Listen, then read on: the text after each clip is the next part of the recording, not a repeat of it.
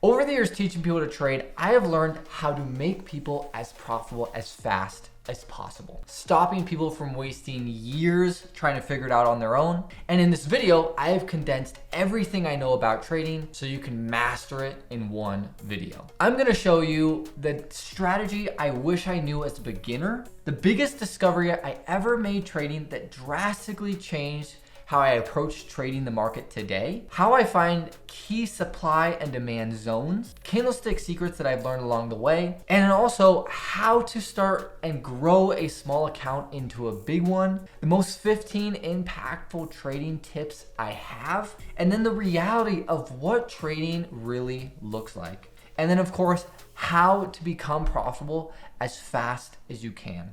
None of this will work though if you don't focus on the most important factor, and that is focusing on one simple strategy. So today I made a little over $1,600 day trading. Let me break down exactly what that strategy is. I'm gonna break down how I read the market, what patterns I'm looking for, how I enter into the market, and how I manage to trade once I'm in it. So after this video, you will be able to know my exact strategy and be able to know how to execute it yourself. So every trading day, I start with looking for the key areas of support and resistance. And so what that is looking at a larger time frame chart than what I trade and just looking to the left side of the chart. With the market currently trading down here, what I want to be looking for is, because we're in a downtrend, I want to look for a key support zone to see potentially where the market's going to bounce. Markets bounce here multiple times. If the market comes down here again, there's pretty clear support level down there. So after identifying the key areas to look out for, I like to jump into a smaller time frame chart and just wait for the market to come to those levels, because when it comes to trading, you don't want to be reactionary and trying to fit to what the market is doing. You want the market to fit to your plan. That's the best way I've found to become profitable. And so let me walk you through a few key steps that I look for when looking for these reversals. Now, I really only look for reversals and do it based on looking at a 15-minute chart for the levels and a 1-minute chart for actually trading. And so what I actually trade is the S&P 500 futures, and they give you about 450 times leverage, which allows you to start with a really small account and get a lot of movement potentially. And then I just read the candlesticks, and you can really read any market you want. And so if you want to trade on a different time frame, different market, you really can. So the first thing is getting to this support level. The second is making sure that the downtrend into this level is broken and it's lost steam. And so if you just kind of look at this in general, you can see that the market's kind of trending down here, trending down, and then all of a sudden it's just kind of starting to go sideways. And so that's pretty clear that it's starting to lose steam. Now, the trend could start to continue lower and break this support level, or it could just kind of go sideways, or it could, start going up. And so we want to try and identify when it's going to start going up, and so we can jump in and capture that move. And so the key things that I've found that really help identifying that is, well, one, what we have in this trade is that the market is almost making what I like to call exhaustive moves. And so what that looks like is, you can see it's making attempts to push lower twice here, and they're starting to get rejected. So it made an attempt to go lower here and it got rejected. And then, the market kind of just chopped around. And so that just shows you indecision. And then the market again does this a second time, where it makes an attempt to keep going lower, and it's attempting to push that downtrend lower and start the trend again. And so once I see this exhaustive move, I want to see the market lose that momentum, because if it loses that momentum, it's likely to shift higher. And I like to think about my strategy as it's a domino effect. And so if I see a smaller downtrend like this, it start to go sideways. Well, if that shifts, if we think about it, there's the larger version of that as well, where there's a little downtrend here, sideways. And if this breaks, it can make a really big shift higher. And so the thought is, if this little guy shows that as well, it can trigger this big one to go higher. And so that's how I like to jump in. I look at the big picture. The big picture is the most important, but to get kind of a super accurate entry, this is how I do it. And so the final thing here is seeing that the market makes a head and shoulders pattern. Really just looking at these swing lows is seeing that as the market, moves in this downtrend, is the swings get lower and lower in a downtrend. And then to go into an uptrend, the swings generally start to get higher and higher. And so if this theoretically is going to start in into an uptrend, the swing lows will get higher and higher. And so that's what I'm kind of seeing right here. And so my thought is, okay, this is a big red candlestick that shows a lot of momentum lower, but it's immediately rejected by this big green candlestick. And so I think that's a good confirmation that the market is likely to potentially start to reverse. And so what I do is I take actually an indicator I've made that just tells me how many contracts I need to trade to hit a certain risk. And so I like to, at the moment, I'm risking about 350 per trade. And so what that does is this just calculates exactly how many contracts I need to trade. And so this says I need to put in 32 contracts to risk $350 if my stop loss is right where this red line is. And so then it also shows you where 1 times, 2 times, or 3 times my risk is. So, you know, up here, 3 times 350, you know, so that's about $1,050 in profit if I'm right and the market goes all the way up here. And so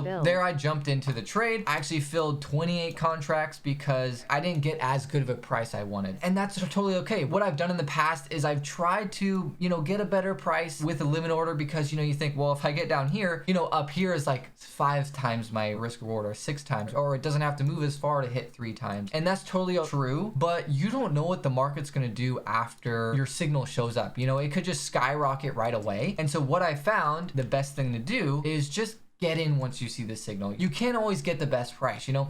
And so you have to just let things play out and go from there. Now, to just kind of show you how this trade went briefly is I like to actually manage my trade. And you can see I'm kind of moving my stop loss. I had it here. Now I moved it to break even because the market's kind of all over the place. And my thought is, okay, it's starting to show that momentum. And if it goes in my favor, great. But if it comes back down, the market's been really choppy overall. And so I kind of just want to get out of the trade at that point if it goes against me. But once, you know, we kind of get going here, it works out really nicely in my favor. And so once I hit about 3 times my risk, I switched to a very tight trailing stop loss. And so here we're about, I don't know, 4 times my risk, 5 times my risk we're pushing. And so I just go to the previous candlestick because the market can move really fast in your favor like you're seeing, and watching the number change is very, very emotional. And so I jump out quickly if it's moved up quickly in my favor, because as you can see right here, it's come back very quickly. The market likes to have these rubber band moves, and so they're awesome if you can get in them, catching it, but you have to get out quickly if it's going to reverse back down on you. Take a look at all of these charts. Every chart has a reversal here. And what do all these charts have in common? Every one of these reversals happens around 7 a.m. in the morning, allowing it to be something that you can consistently repeat every single day with confidence. This is a strategy I have recently discovered myself, where I go into every morning around 7 a.m. and look for a reversal to happen. It's so consistent that once you go in every trading day with this plan, you can consistently be profiting off of these reversals when the market comes down. Look for a few key steps that we're going to go into, and then you can capture really nice clean reversals potentially every day. Now, after finding this timing trick, I narrowed down my trading to only trading a couple of hours a day, and it has been allowing me to trade a short amount of time and still capture really big reversal trades and make more money than I was before in a shorter amount of time. Now, the first thing about this is it doesn't have to be exactly at 7 a.m. You can see this trade I entered in 20 minutes after that timing, but the whole idea is around this time, the market starts to reverse. What I'm focusing on is the NASDAQ futures, the ES futures, and oil futures. Essentially what these are is the S&P 500, the NASDAQ, and the oil market, and you can trade those with options, stocks, and even shares sometimes. Now, I trade futures because they can give you 400 to 500 times leverage. The leverage can be insane. You can start really, really small with under $500, and it allows you to go in every day and find potential reversals like this, even at a smaller account like this trade. Now, keep in mind, these times are the US market times. So for me, I'm in the Pacific Standard Time. And so I'm on the west coast of the US, and so the US market opens for me at 6:30, but the normal US market time for Eastern Standard Time, this is actually 9:30 a.m. in the morning. That's when it opens, and so then the timing for that is 30 minutes after the open. And the whole reason why this works is what happens is the market opens here. Let's say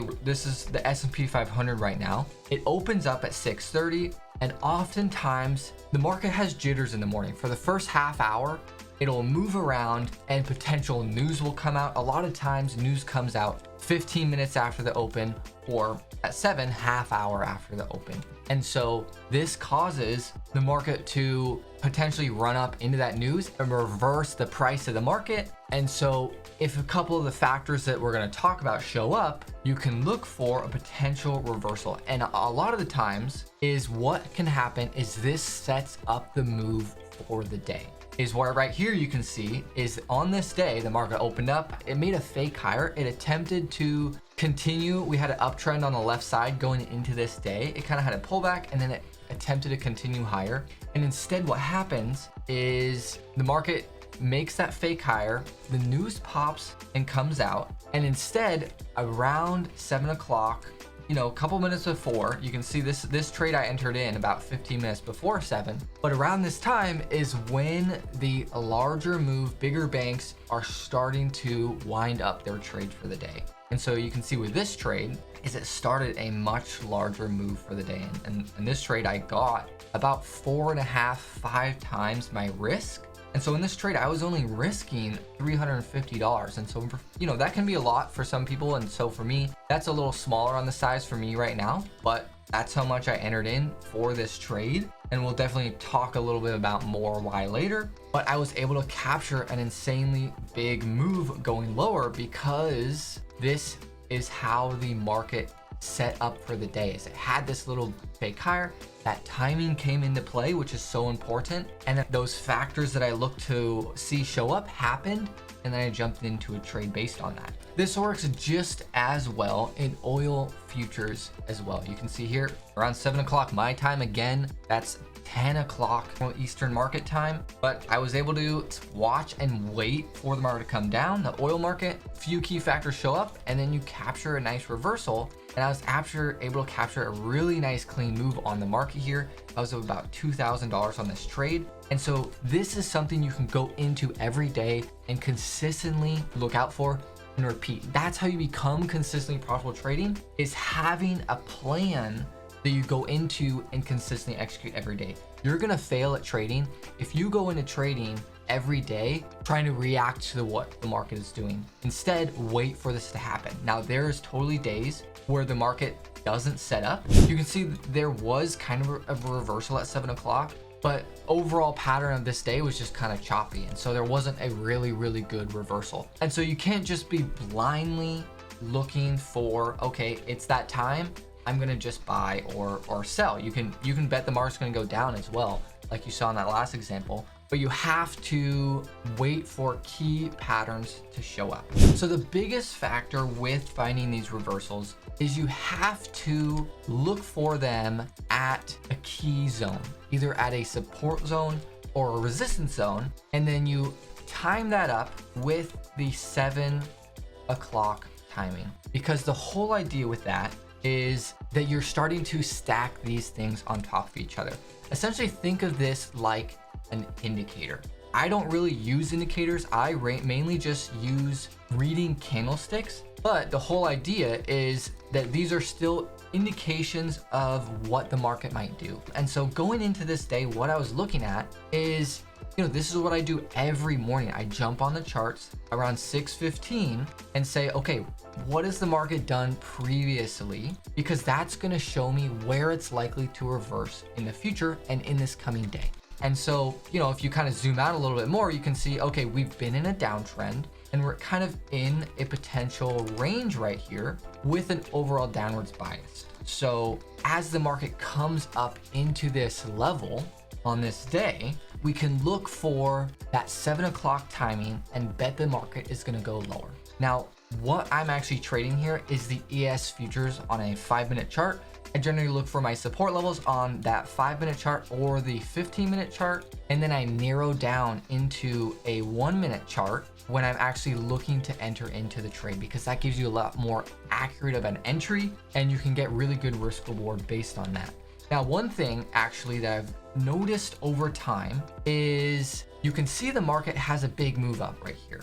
And what I've noticed is when the market has a really fast move like this, where you can see just a couple of candlesticks make a lot of move in price, it's a very unhealthy move. And so it's likely to give that back up. And so versus over here, you can see this is a very clean pullback move where it's a healthy trend.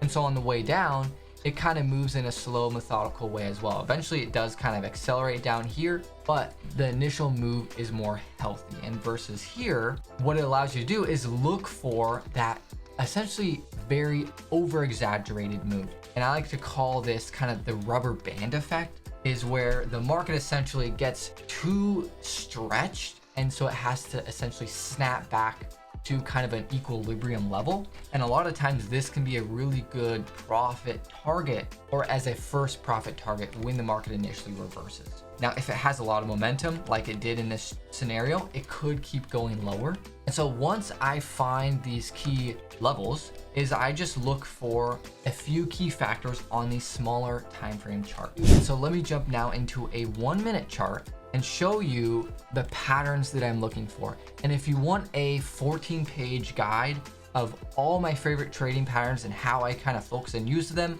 you can find that down below this video. It's totally free and it will give in a lot of detail about these patterns that I go over if I jump through them a little too quickly for you. And so right now what we're looking at is this line right here is where news is coming out. It just disappeared because that's at that 6:45 mark. And so you can see the chart switch there a little bit because I'm switching back and forth between looking to trade the NASDAQ or the ES. They look very, very similar. And so I ended up deciding to enter in a trade on the ES futures. And I'm betting here that the market is going to go down. And so a couple of those key steps that I like to use is, first off is, we have that resistance level where we think the overall big picture is the market could sell off here. And then we have that timing showing up where we have the market opened up at 6:30 and then it did a little bit of that rally up. Essentially, I would say retested these pre-market levels. And that's pretty key, that it's essentially retesting those levels and we're seeing a failure of that. I have a little bit of an uptrend right here drawn, and seeing that broken is another key factor I like to look for, because once that uptrend is broken, I think it's a lot stronger likelihood that the market is going to move down in our favor. Because if you have the market going up nicely in an uptrend, you don't want to be betting against it right up here when it hasn't broken that uptrend yet, because it could just continue higher. And so that's a confirmation that I really like to look for too, is has that trend broken? Probably the biggest factor in these is looking at the big picture idea of, where this level is, what the overall downtrend is. But when it comes to entering in your trades, getting these last few details is really, really crucial, especially when, you have a lot of money on the line. Maybe you're going to start out really, really small and slowly grow, which is what I recommend doing. But once you grow, you can see that the money can be really, really big, really, really fast. And you can be making $600, $1,000, a couple $1,000s in minutes. And so these decisions can happen very quickly. Now this is sped up just so it doesn't take 40 minutes to play out, because this trade was pretty long, I think, if I remember. And so this will allow you though to go in every trading day, have this plan, and then execute and enter in a trade based on that. And so the last couple things that are really, really important is, now this trade was a little bit more aggressive than normal. So let me go back to that exact entry just to kind of show you, is what I looked for is the market had a really fast breakdown like this, a big candlestick after that news. To slow this down so you can see it pretty easily, is we had a really big rejection bar. And I love that. First off, that is a massive signal that you'll see in actually my free chart guide that I go over is that this is a really big crucial pattern. So definitely go and check that guide out. But after seeing that pattern is look at this other candlestick right here. And so sometimes I'll see, you can have a big bearish candle like this, and then the market will immediately just reverse it. And so the market actually doing that is it's kind of doing a bait and switch where it goes down and reverses. Over those two candles is it's essentially showing you a reversal. And so instead what happens, if I zoom back here quickly, is the market did that. This candle right here is the market opened here, went up, tried to reverse this candle, and then you can see here it's rejecting. And so I put in a sell order right below the low of this candle, expecting that, okay, if it gives that back, this little pullback here back up, I'm happy to get in on a push lower here. And so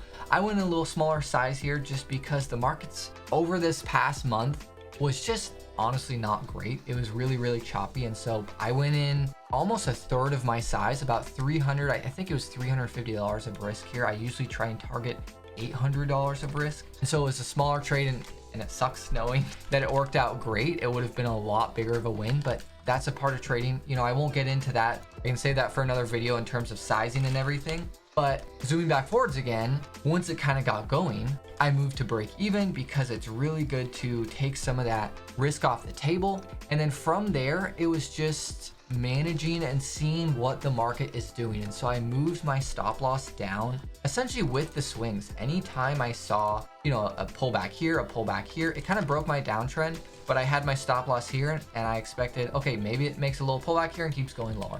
And then you can see here, we get down to a support level and the market just keeps kind of pushing lower, and I'm just moving down with the lows. And so when the market's trending really well, I found that it's just best to move down with the swings.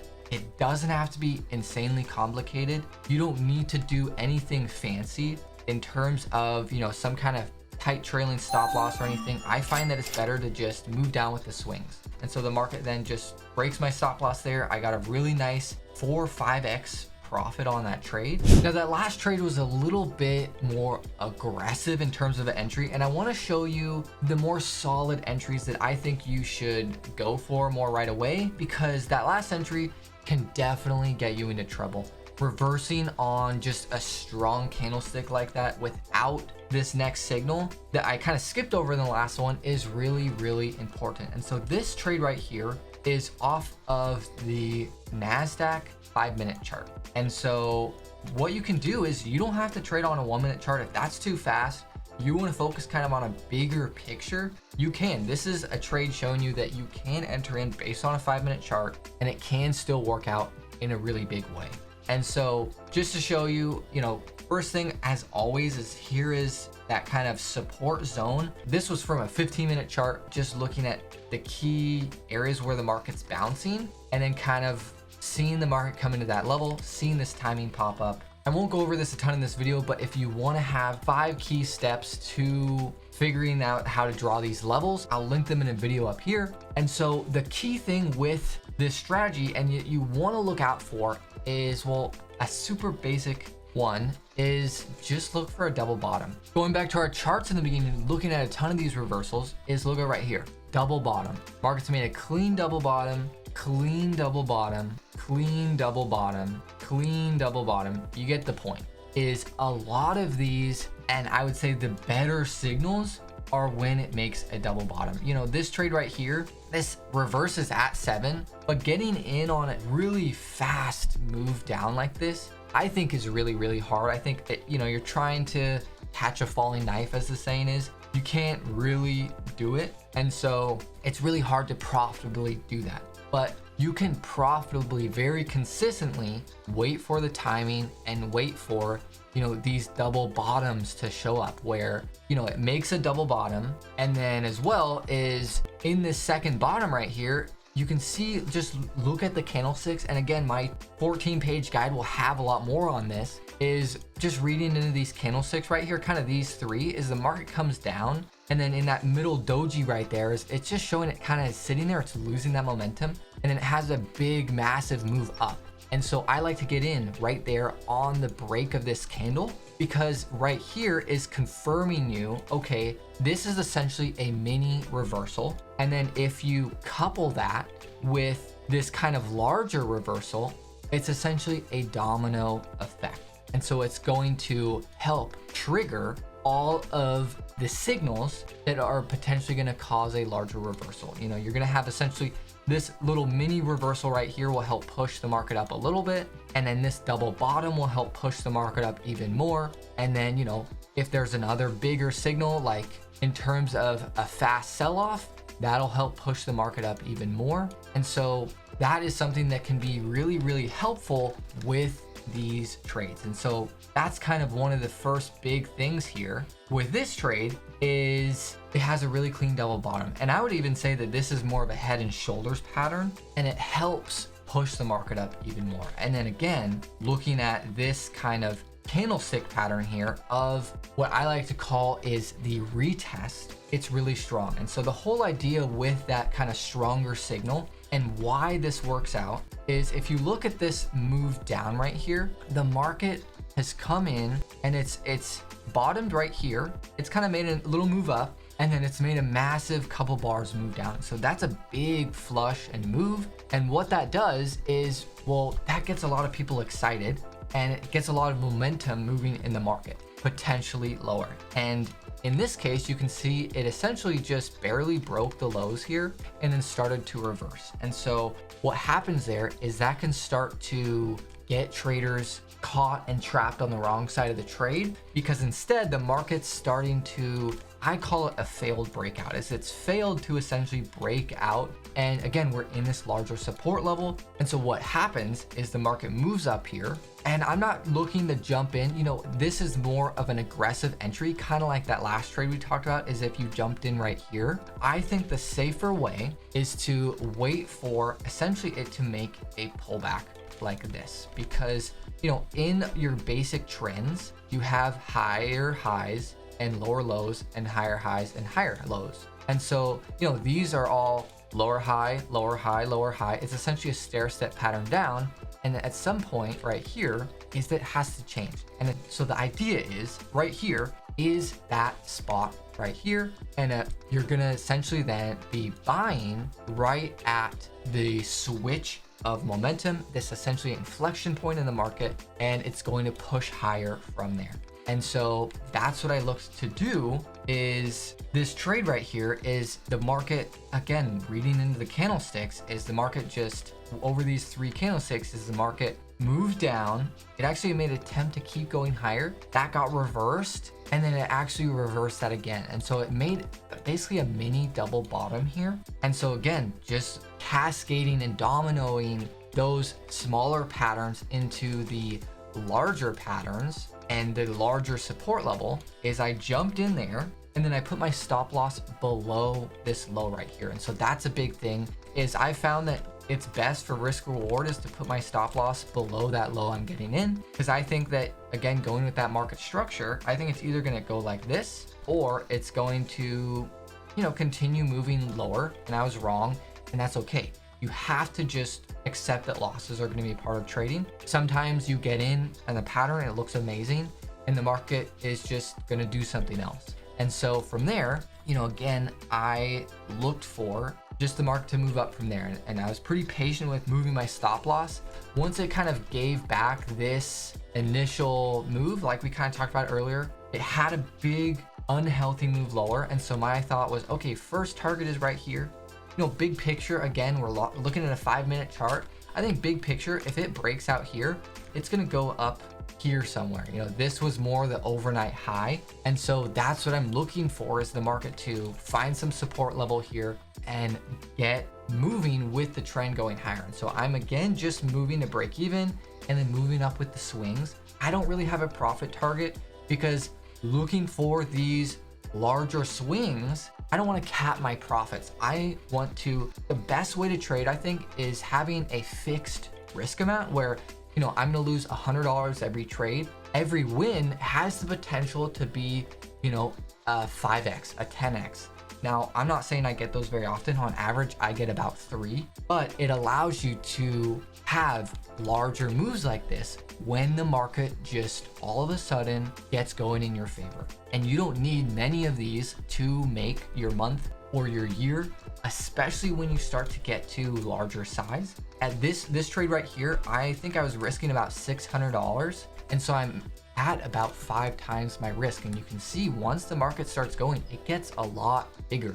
And so again, I just kind of moved up with the trend. Once it kind of started going a lot faster in my favor, I actually moved down to a 1-minute chart and moved up essentially with these little pullbacks. And so I essentially got out here for a really nice profit. And again, this trade went on a little bit longer than normal, but most of the time I am trading 60 to 90 minutes a day, 4 days a week. I really sucked at trading when I first started out, but over time I discovered things about supply and demand that are the foundation of what makes me a successful trader today. And I want to pass on to you the 5 concepts that really make or break a supply and demand level. I'll also show you my strategy that made me over $9,000 in 1 month, trading 90 minutes a day, 4 days a week. And if you can use these 5 concepts every time you draw supply and demand levels, you are going to find levels that hold a lot more often, which will in turn make you a more profitable trader. Let me explain to you these concepts from the ground up so you can go from a wannabe trader to knowing exactly what you need to do every single day to make consistent money. The whole idea of supply and demand is you are looking where previous buying and selling has happened that shows a clear indication that the larger banks or hedge funds are buying at those levels. And what you can do with this is looking forwards into the future. When a chart gets there, you can assume that it's more likely to bounce off of one of those supply or demand levels. Like anything in trading, it's not going to work every time, but what you can do is use it to increase your odds of success. Now let's go down the list of the 5 things I look for every time I draw a supply and demand zone. If you don't follow these, you are more likely to draw worse zones, which is more likely to make you lose when you trade off of them. The first one of those is looking for 2 clear swings in the chart you're looking at to draw your supply or demand level. What this does is really give you a confirmation that the market is likely to bounce off of that area again. I found over time it's not profitable to draw off of one bounce because it's not confirmed that the market actually likes that level. It's more like to break through that level because it's just not as strong. Now, the one that makes most traders fail is drawing too many levels. You do not want to have your chart have lines all over the place. What you want to do is take those away and not focus on them because they're more likely to get you into areas where you think the market's going to bounce and then the market just blows right through that area because you're not sticking to an extreme level in the market. This area right here is just in the middle of this overall range that the market's currently in, and so it's less likely to bounce. A lot of traders want to do this because they think it'll give them more trades. And when you start out, you want to take a lot more trades because you're excited and you think that's what makes you successful. But what has made me more successful over time is sticking to the more extremes in the market, which makes me take less trades, but they're more successful. And then through scaling over time, you can make more profits. And now just looking at these, you can see the market doesn't bounce off these levels that often. And so what I realized over time is that you want to draw your supply and demand levels like a zone. The market's not going to perfectly touch a line that you draw on the chart every time and bounce off of that. What you need to do is instead think of these like a zone. It's a supply and demand zone. Down here, we have a really good demand zone where the market is coming down here a couple times. And then we could assume, okay, when it comes back down to this area in the chart, it's likely to find buyers again. And what happens, why this happens a lot of the time, if we just zoom in on this, is that because everyone else is looking at the same thing. They see that, okay, the market's bounced here before, and either the big banks or whatever is coming in and buying it here, it's coming in and saying, okay, I really like this price down here, but you know what? I like this price here too, and up here. And so it's the area they're willing to buy. And when the price comes down here again, well, if the stronger that the market is, the more likely it's going to just dip a little bit and then take off and reverse from there. And so that's why sometimes you can see that it will reverse really early in the zone, right above the zone, or below the zone. Like if we go back to these swings right here, there's 2 clear swings right here, and you can draw a zone here, and you can see that the market broke out of the zone a little bit, but still failed inevitably. And the same thing if you just extend that over here, well, it's still a zone. And so every time it came up into this zone, the market still reversed off of that supply zone. Every time the market got up here, people were wanting to sell it. And you know, it's okay that the market broke out of it a little bit, because sometimes the demand is a little bit more than before, and it just takes a little bit more selling pressure or time for the supply to overtake that demand. You know, it's all about that economics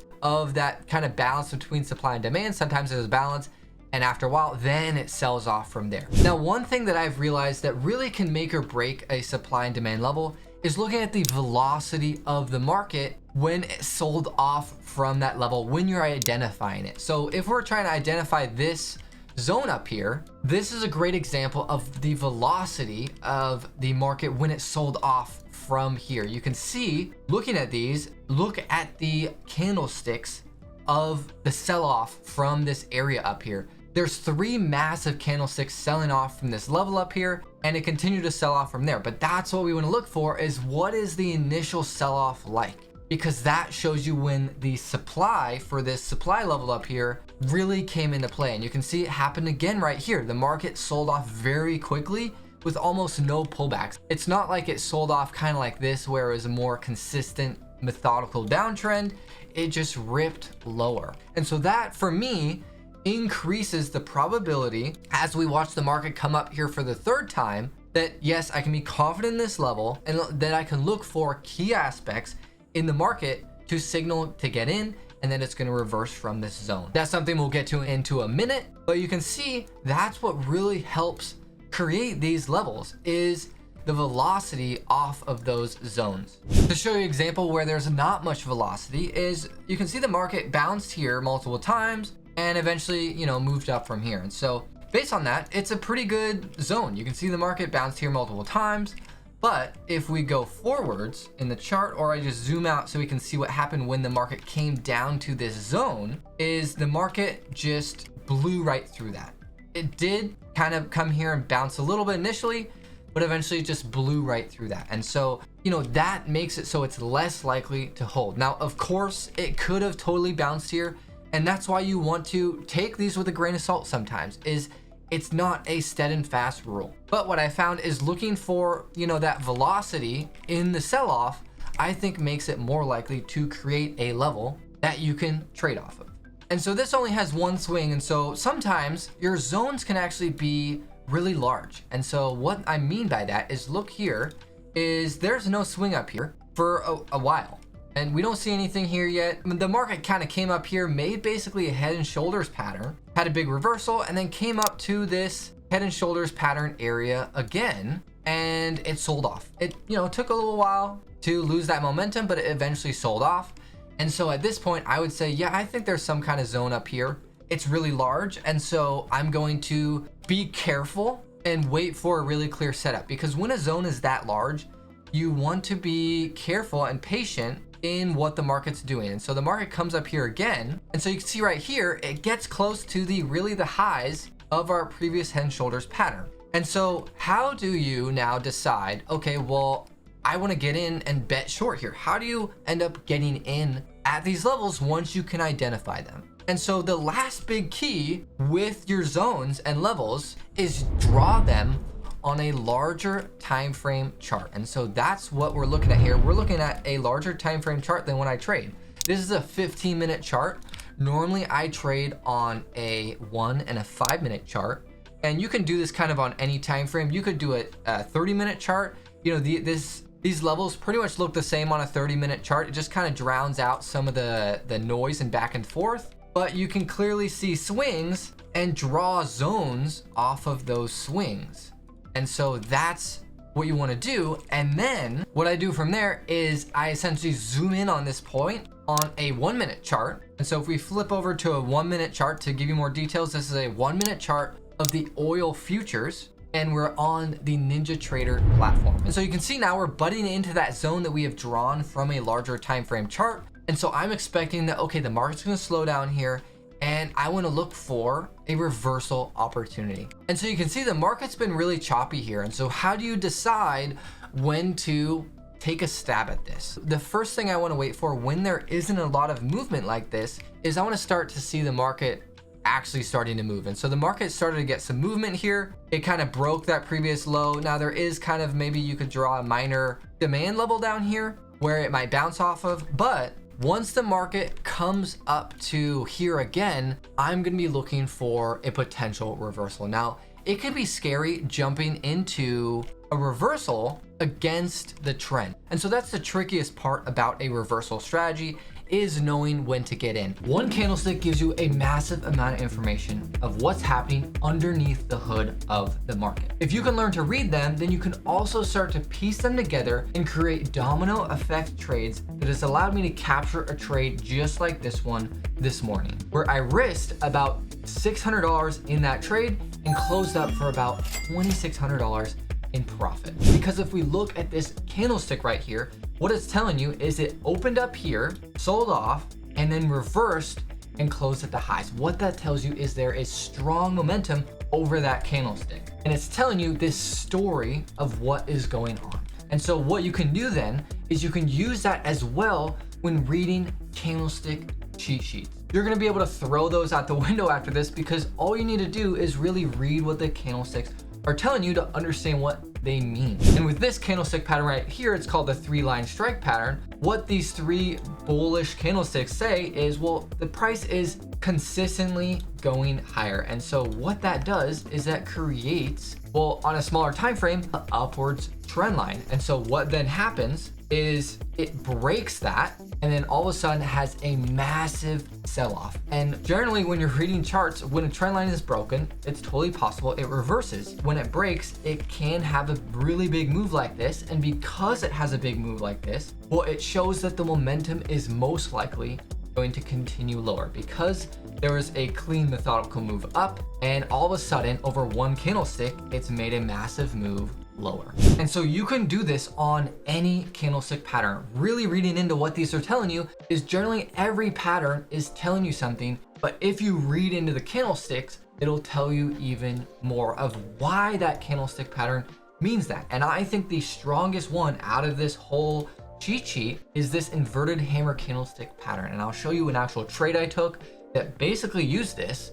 But what this pattern is telling you is, the market moved down based on these 2 red candlesticks, and then it hit here and it attempted to keep going higher. It started to bounce, find momentum, and then it made an attempt to push lower. And I have always found with trading that when something makes an attempt to push lower like this, and it ends up failing, which is what these 2 candlesticks show you, is it made that attempt to go higher, it reversed, and then it started to go back higher, is it's showing you a ton and a ton of strength, because, well, it failed to go lower, and so it makes it more likely to then reverse and go higher off of that. It essentially makes a little double bottom here, which is a really, really powerful pattern. And to quickly show you another great example of that, here's a trade I had a couple of weeks ago, where right here is where I jumped in. And if you look at these candlesticks, you kind of have that exact same pattern show up. If you look at this right here, it's that exact same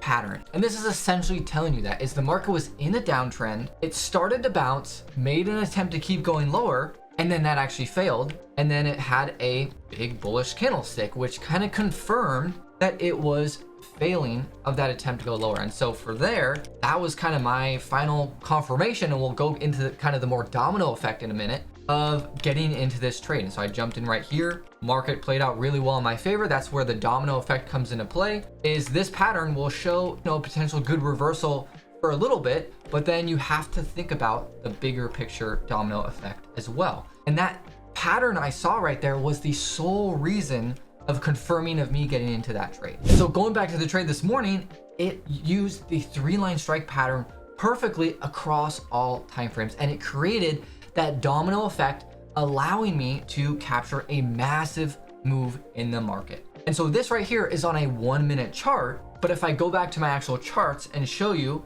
and look at, here's a 15-minute chart now. If we're looking at the NASDAQ futures, you can see that 3-line strike pattern show up here. Now my candlesticks are different colors, and I just do that because it helps me not be distracted by the colors. But what we have here is the market's moving up in a clean, bullish, methodical movement, and then all of a sudden there's a massive move down. And of course what that does is there is a upwards channel just kind of going higher on a smaller time frame. And so this is on a 15-minute chart. And if we go to a 5-minute chart of the exact same time, just to confirm that, where you can see that exact same thing just on a smaller time frame. And so this is where the domino effect you'll start to see, where we have that clean, methodical move higher, followed by a big bullish candlestick. And of course, what do those potentially do? They give you that momentum switch lower. And then of course, going to an even smaller time frame, you have that as well, where this is basically was my signal for getting in,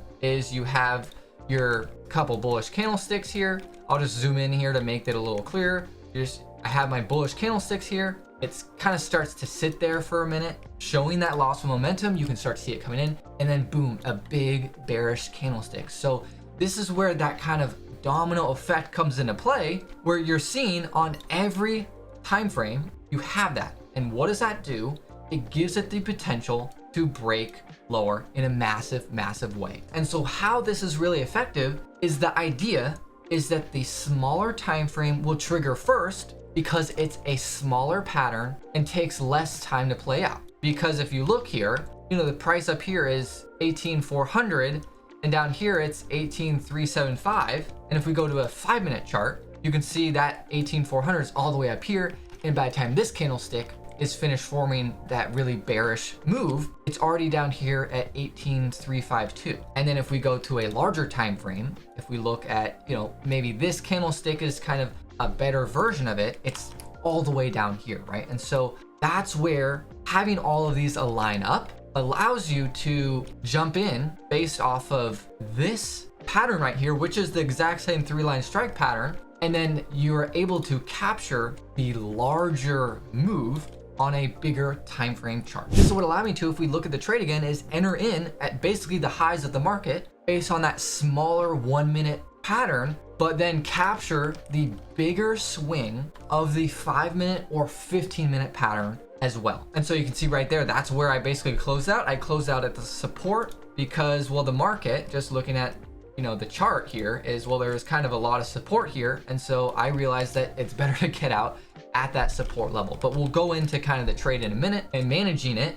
But that's the whole key, is what you can do with reading into candlesticks is you're able to domino the 1-minute into the 5-minute and the 5-minute into 15 minutes. And the crazy thing is, if we look at the other trade I was talking about from a couple weeks ago, is it's doing this exact same thing, but in reverse. And so right here, we have that 3-line strike pattern. And if you look at, though, this blue box down here is a support zone. And so I'm expecting the market to bounce off here. If we just zoom out, you can see the market's come down here multiple times and bounced off this area. And so I'm assuming that, well, when it comes down here again, it's gonna do that. And so, there's a little sneak peek, oops, of what actually happens. But as we're looking at this in real time, you can see that this can also be a reversal strategy if it's used in the proper place, because it's essentially giving that methodical move higher, which is showing some strength off of the lows. And then all of a sudden there is that massive move down. And what happens when moves to the downside fail?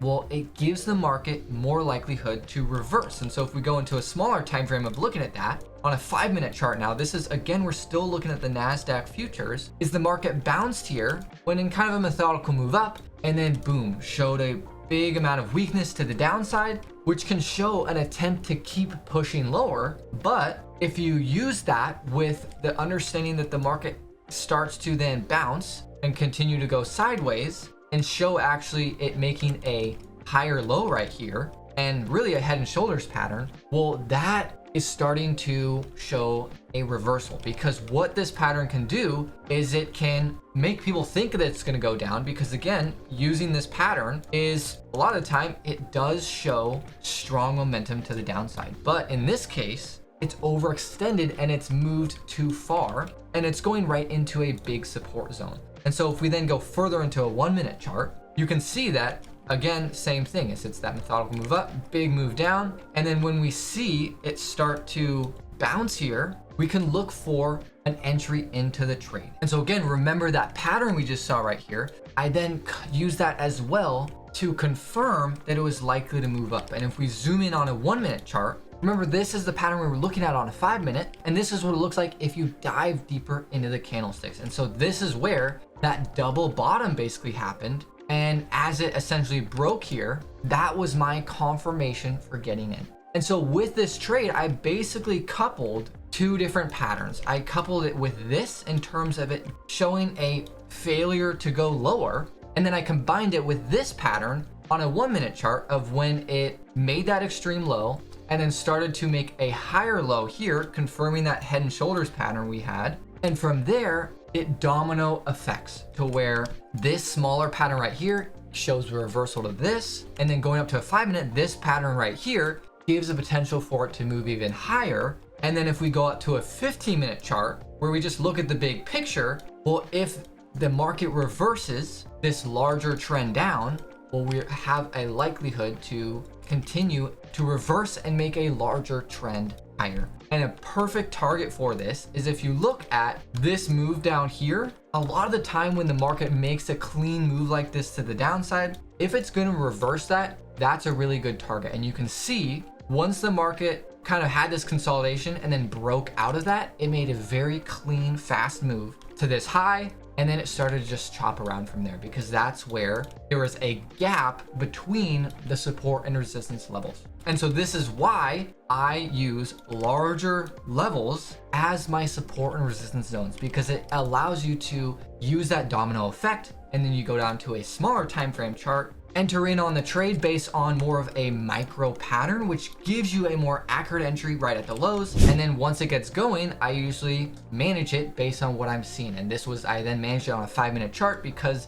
the market was moving pretty clean and I was able to capture about $2,900 on that trade. Now let's go back to the trade I entered in this morning and let me walk you through the 5-step checklist that I use to jump into these trades. This candlestick walkthrough and detail about how I read them is really only one portion of how I enter into these trades and then how I then manage them. And with this trade this morning, I actually did something I've never done on a trade before, and it allowed me to basically not get knocked out at break even and capture this whole swing. And so it was really lucky that I did that. And so let me take you back to this morning before this happened and why and how I got into this trade. Now we've already talked about the candlestick pattern and the whole 3-line strike pattern of what we're looking for. But when I first opened my charts this morning, this is what the market looked like. Is we're looking at the NASDAQ futures and the market had big moves like this. And so where are the key areas of support and resistance? That is my first thing I always want to look for because I'm looking for reversal trades. You want to be trading off of the key levels. And so here, well, the market's bounced off of the highs and lows here multiple times. And so that's why I drew a support zone and a resistance zone. And then I always do that on a 15-minute chart. The whole idea is, again, thinking about that domino effect. I want to see the big picture levels because that's where it's more likely we're going to have a larger move lower off of those levels. And so looking at this morning, if we go to a 5-minute chart, I like to go into these smaller time frames again because using the domino effect, I want to get a more accurate entry. And so the market opens up at 6:30 my time. I'm on the West Coast. And so the market opened right up here. And so the first couple minutes, if we actually go into a minute chart, just because it'll show you a little bit more action, is the first couple minutes of the market are usually pretty crazy. And so I always stay out of the market for the first 10 to 15 minutes, just because the market always has noise when it first starts out. And so it could go like this and like this. And so I don't want to jump in a trade and get knocked out in this garbage right here. And so what I was looking for this morning and what I actually posted in the chat room as well, I wanted to see the market either make a double top here or some kind of breakout of the previous high, because I wanted to see it make an attempt to break this high and then fail, because I always, again, kind of going with that reversal 3-line strike pattern, is I want to see the market make an attempt to go the opposite direction and fail, because I always find that as the strongest way to jump in and capture a reversal in the other direction. And another thing, the second actually thing in my checklist is always making sure that the current uptrend is broken. And so you can see on a 1 minute chart here, I've gone off the lows and the market kind of bounced here. I wanted to make sure that the uptrend is broken. You know, maybe you could draw here, that one's broken. And so any uptrend line that I try and draw is broken. And the key there is that once that's broken, just like with this 3-line strike pattern is, you know, it generally has an uptrend. And then once that uptrend is broken, well, it opens the door for the market to make a clean reversal. And so that's exactly what I'm looking for. Every time I look for a reversal, I want to see that uptrend broken. And then from there, I want to see the market make an attempt to keep going higher. I never jump in on the break of that trend line because the market, a lot of the time, like you see here, is it moved lower and then broke and reversed higher. And so as this is printing candlesticks, I'm now thinking, okay, now I'm on a 1 minute chart. I am looking for that final confirmation. I want to see it essentially fail here and make our 3-line strike pattern form, and I will jump in on the low or the break of that candlestick. And if we actually switch over to the recording now, because that'll show you more of what I'm doing in real time, is the market moved up here. And so I'm just thinking, okay, either this is going to break out higher or it's going to reverse and show a nice bearish candlestick, and I want to jump in on that. And so all of this is about patiently waiting for that setup to happen. And so as it starts to break this, and so this red bearish candlestick right here, again, is not enough. You need a big candlestick like this. And so it's hard waiting through that candlestick because it can feel like, oh my God, I'm gonna miss out. And instead, I always wait for the candlestick to close. And then from there, the market just chopped around for a little while. And so my thought was, okay, that's okay. I want to get in on a break of the low of this candlestick. And so it then breaks that. And then from there, it shoots lower. And so I put my stop loss above here, as my thought is, you know what, if the market comes down here and breaks and keeps going higher, again, we're going based off of the structure of the market. And so because of that, I want to get out and cut my losses at that point. The whole idea is because I'm taking reversal trades, I risk a smaller amount to gain a larger amount. And so in NinjaTrader, if we go back to the actual chart, I have a risk reward tool that tells me exactly how many contracts I need to trade to hit a fixed risk amount. This is something I've actually created. And what it does is it just allows me to say, okay, if I'm gonna get in here and I'm gonna put my stop here, I wanna try and target about $600 of risk per trade. And so it'll then, essentially, if you look at this, it'll then adjust of, okay, well, now you need 2 contracts to target that 600 risk. And so it allows me to stay at a safe amount. And then down here, you can see the targets also show how much I'll make if the market gets there. And so I like to always target 3x at a minimum. I like to make sure that the swing potential, if the market does go to the other end of the range, is at least 3x. Now, of course, it can keep going, or sometimes I get less based on just managing the trade, but that is something I always use every trade because I find it so important. And so the market started going in my favor and it made a little pullback here and kept going lower. And so I'm thinking big picture that the market is either going to sell off here and keep going lower, or it's going to reverse and knock me out, and I'm okay getting out. And so the one thing I did here that I've actually never done before is, as I saw the market come up here, you see how my stop loss is right here above this high? I actually moved it back to break even. And the reason why I did this is because I realized that the market was kind of being choppy, but I made a conscious decision that I'm okay going back to break even because I think the market needs as much wiggle room as I can give it. And I'm okay giving it up until break even. And so you can see right here is the market. My stop was originally right here. The market would have knocked me out right there. And instead, it barely moved up there and then reversed back lower. And so it kind of chopped around here for a little while. And so I'm just still here, just sitting, waiting for this to play out, because the big thing that I'm looking at is, if we go to a larger time frame, is, the market's about here, is that there is no support anywhere in this area. And so for me, I see that as there is nothing holding this up if it breaks lower here. All it is there's just, anytime you're trading a reversal, is the market's gonna go up, lose momentum, and then it might just sit there and chop for a while before it switches that momentum lower. And so Eventually, if we go back to this, now it's all of a sudden that momentum has switched. And so it just takes time to do that. And sometimes that can take minutes, hours. And so all of a sudden, I don't know what happened. Maybe some news came out, the market just cratered. And so for me, I'm thinking, well, the market's been choppy and you can see we're at that support level now. I switched to a very tight trailing stop because we're above my profit target now. And so what I did was I moved to just the previous candlestick high. And so as we moved down, just previous candlestick high here, this candlestick was so big that I moved to the middle of the range. I think if I had multiple contracts, I probably would have just taken one off here or moved my stop to here and had the other one here, but I was trading only one contract because that's what my risk allowed. Over the last few years, I grew a small account where I was making a couple of $100 per trade to now where I am making a couple of $1,000 per trade. Let me walk you through the 5 steps you need to follow to do exactly what I did. And a strategy that you can use that only takes 90 minutes a day to execute so you aren't spending hours and hours at a computer. You can go and live your life. The first thing to figure out is what brokers to use. This can 100% depend on where you are in the world, but go with the larger brokerages. The smaller ones can often be unregulated or trying to scam you in some way. And brokerages are so competitive now that the fees are practically the same across the board. And so going with the bigger ones is actually safer for you. The brokerage I use is called Ninja Trader,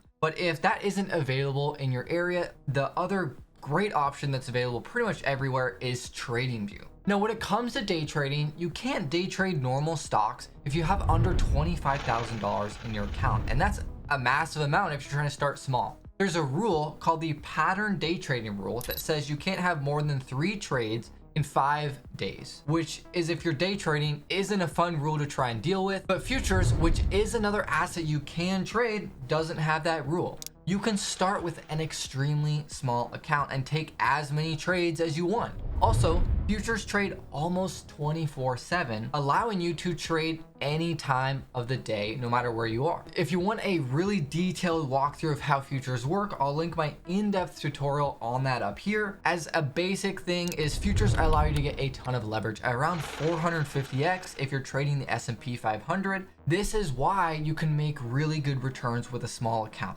Of course, there's risk involved, but there are ways to protect yourself. You want to first figure out your risk tolerance. How much are you planning to risk per trade? I always say you should start initially with a simulated account because you want to figure out your strategy, and everyone makes mistakes when they initially start out. And mistakes in trading lose you money. But when you are ready, figure out how much you want to risk per trade. I currently risk about $600 to $700 per trade, but when I started out, it was way lower, like 50 or 100 per trade. Now, a massive blunder that I made that I think lost me a couple years of successful trading was having a bad risk reward ratio. You need to figure out what kind of risk reward ratio you want to go for. So when you're risking like $50 when you start out, how much profit are you targeting for every trade? There's a lot of information out there that has a strategy that they say, oh, this strategy has a 95% win rate. But when you look at their risk reward ratio, it's because they have a really bad risk reward ratio where they're risking something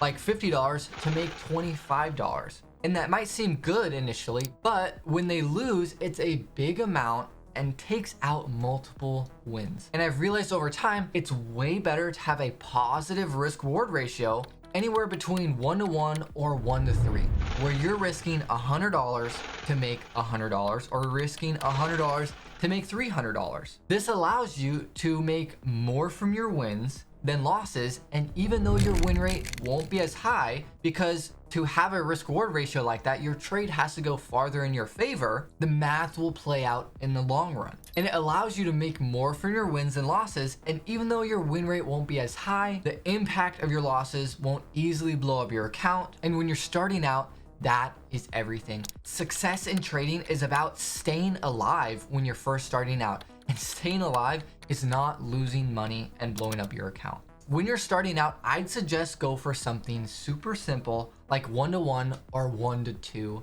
risk reward ratio, where you're risking $100 and you're just going for $200 a win. Now, when it comes to safely growing your account, risk percentage per trade is really important. I would not risk more than 5% of your account on any single trade when you first start out, because this is, again, is protecting you from potentially blowing up your account and getting washed out of trading, or having to put more money that you don't want to put up into trading. I'd say it's best to not risk more than 5% of your account per trade, even when you start, but once you grow that size, reduce it, because the actual money gets to be too big. Right now, I risk about 2.5% of my account, but the dollar amount is now larger and I don't have the risk tolerance to deal with risking more dollar per trade. It's a balance between percentage, but also the reality of how much the money affects you. When you're putting up, $1,000 per trade, that's an insane amount of money,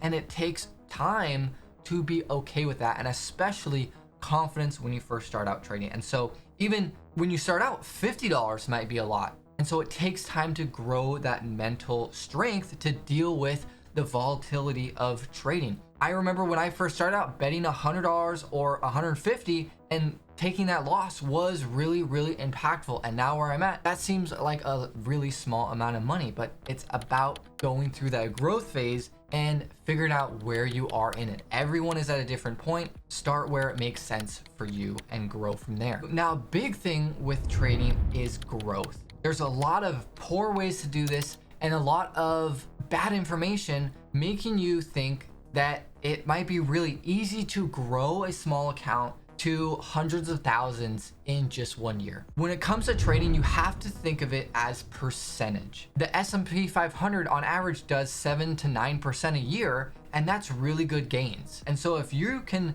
trade and make something like 20% per year, that can be really insanely good too. Think about if you're trading $1 million account and you make 20% return that year, that's $200,000. But if you then reduce that to $1,000 and you make 20% return, which is still really good, you're only making $200 that year, which seems like nothing and a complete waste of time. And so that's where trading is hard initially, because you want to make that return, but the real power of trading is that exponential growth and that ability to make massive amounts of money when you get to that point of having a really big account. Now, I started an account with $5,000 a couple years ago, and I grew it 100% in that year, which is an insane return, but it's still only $5,000 that year. And so that's where you have to disconnect from trying to make a lot of money right away and instead focus on learning and mastering the strategy.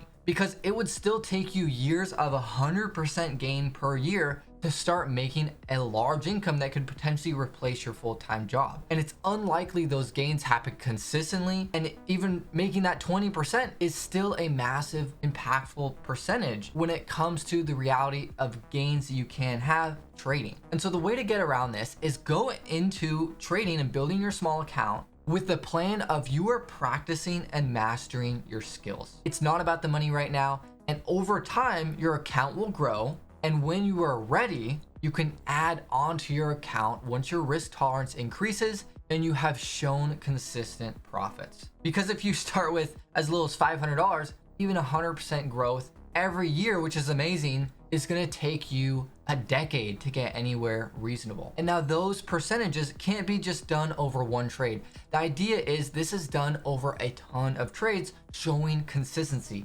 Anyone can get lucky with one trade. It's about showing consistency over the long run with a good amount of trades. I wouldn't consider adding on to your account until you're consistently over a whole trading year with real money. Then the second goal of this is to start to scale up your account so you can actually start making that impactful income you were looking for trading. You can even add more money to your account to increase your trading and risk size per trade and grow your account faster if you think the risk is worth it and you're confident in your abilities. But again, I wouldn't do this until being consistently profitable with real money on a smaller account, because trading takes a long time to really prove that you're consistently profitable. You can be profitable for your first month, but you could have just got lucky. You need to prove that you can be profitable when the market is good and bad for your strategy. It's easy to make money when the market has good movement, but when all of a sudden it switches and you aren't experienced with dealing with that, it can catch you off guard and you can blow your account up really easily. Now, none of this matters if you do not have a strategy that you can consistently work on mastering every single day. Let me now walk you through the strategy that I have used for the last 3 years to grow a small account into a larger one. We're gonna go over 3 different sized trades throughout that process so I can show you the different steps you wanna be taking at each phase of the process. So over the years, I struggled a ton with trying to find different strategies that worked, and I eventually realized that making it as simple as possible and trading only one strategy and pattern was way more successful for me. And so what I do is all I look for is key areas of resistance and support, and I trade reversals off of them. So anytime the market comes up to a resistance level, I look for a couple key patterns and I bet the market's gonna go down, and I make money as the market either goes down, and then when it comes down to a support level, I close out of the trade, or if I'm not in a trade, I look for the pattern to show up, and then I make money as the market goes up. And so for me, I found this works way better, and I'm able to take a small amount of risk and then profit a larger amount, having that really good risk reward ratio.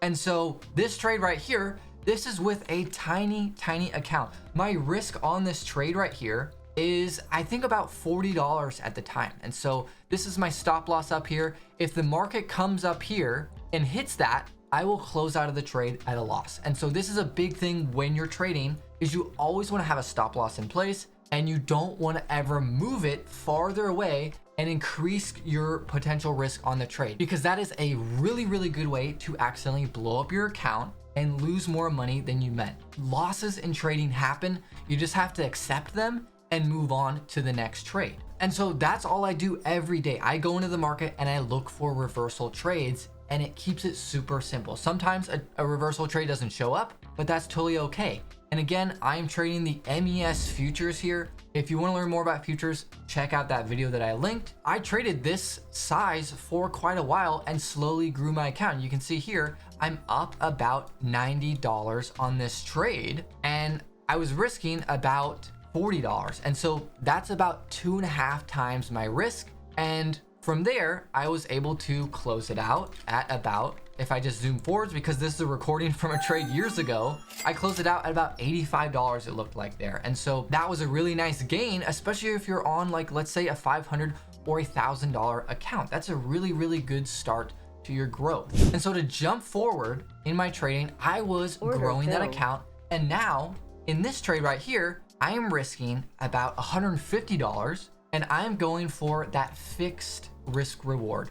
And so I'm going for 2x. And so if the market comes up to about here, I will make about $300. And so that's important when you first start out, is go for a fixed risk reward ratio. It'll make it simpler on you because there's already so many things to figure out and focus on in trading. And so if you look at this trade right here, the main things, if we start to look at why I'm getting into these trades, is I am just looking and reading the price action or the candlesticks of what's going on. And so I'm looking at the market is clearly in a downtrend right here, and it has some kind of big movement here and then a big flush lower here. And you can see it comes down to this support level that I've previously drawn. And so again, we're looking at a 1-minute chart here. That's what I like to trade. You can trade this on really any market and time frame you want, because again, all you're looking at is reading the candlesticks of what they're telling you. But for this support level down here, I actually draw it on a 15-minute chart. The whole idea of looking at a larger time frame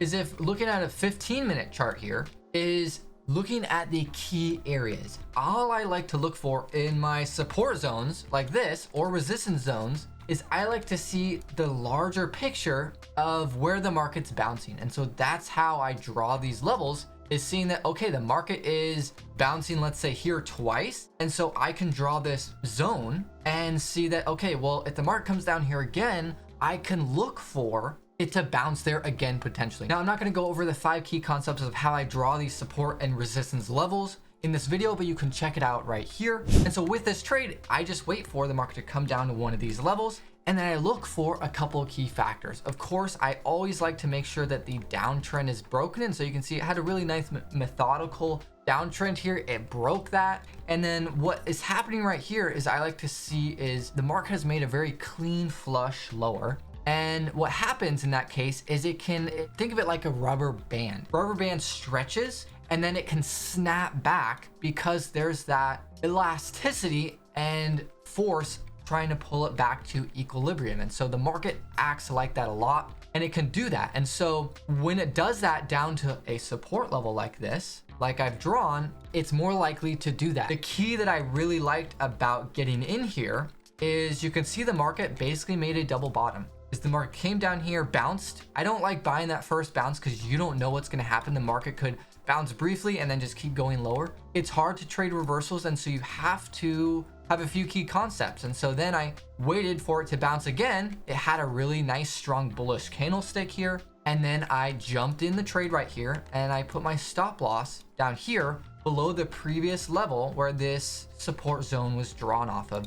And so that's how I used to look for these key areas and take trades off of. And you can see there, boom, I closed out at looks like about $350 on that trade. And that's a really nice win. And that's way larger than that $84 that I made in that last trade. So this is how the growth happens over time. And so now jumping forwards, I'm risking even more per trade as this process continues. And so how you want to be doing that is when you're risking, let's say $100, well, you can increase it to 150 because that's a 50% increase in size. That's really big. And then maybe you can go to 200 if you felt like that's still a big increase.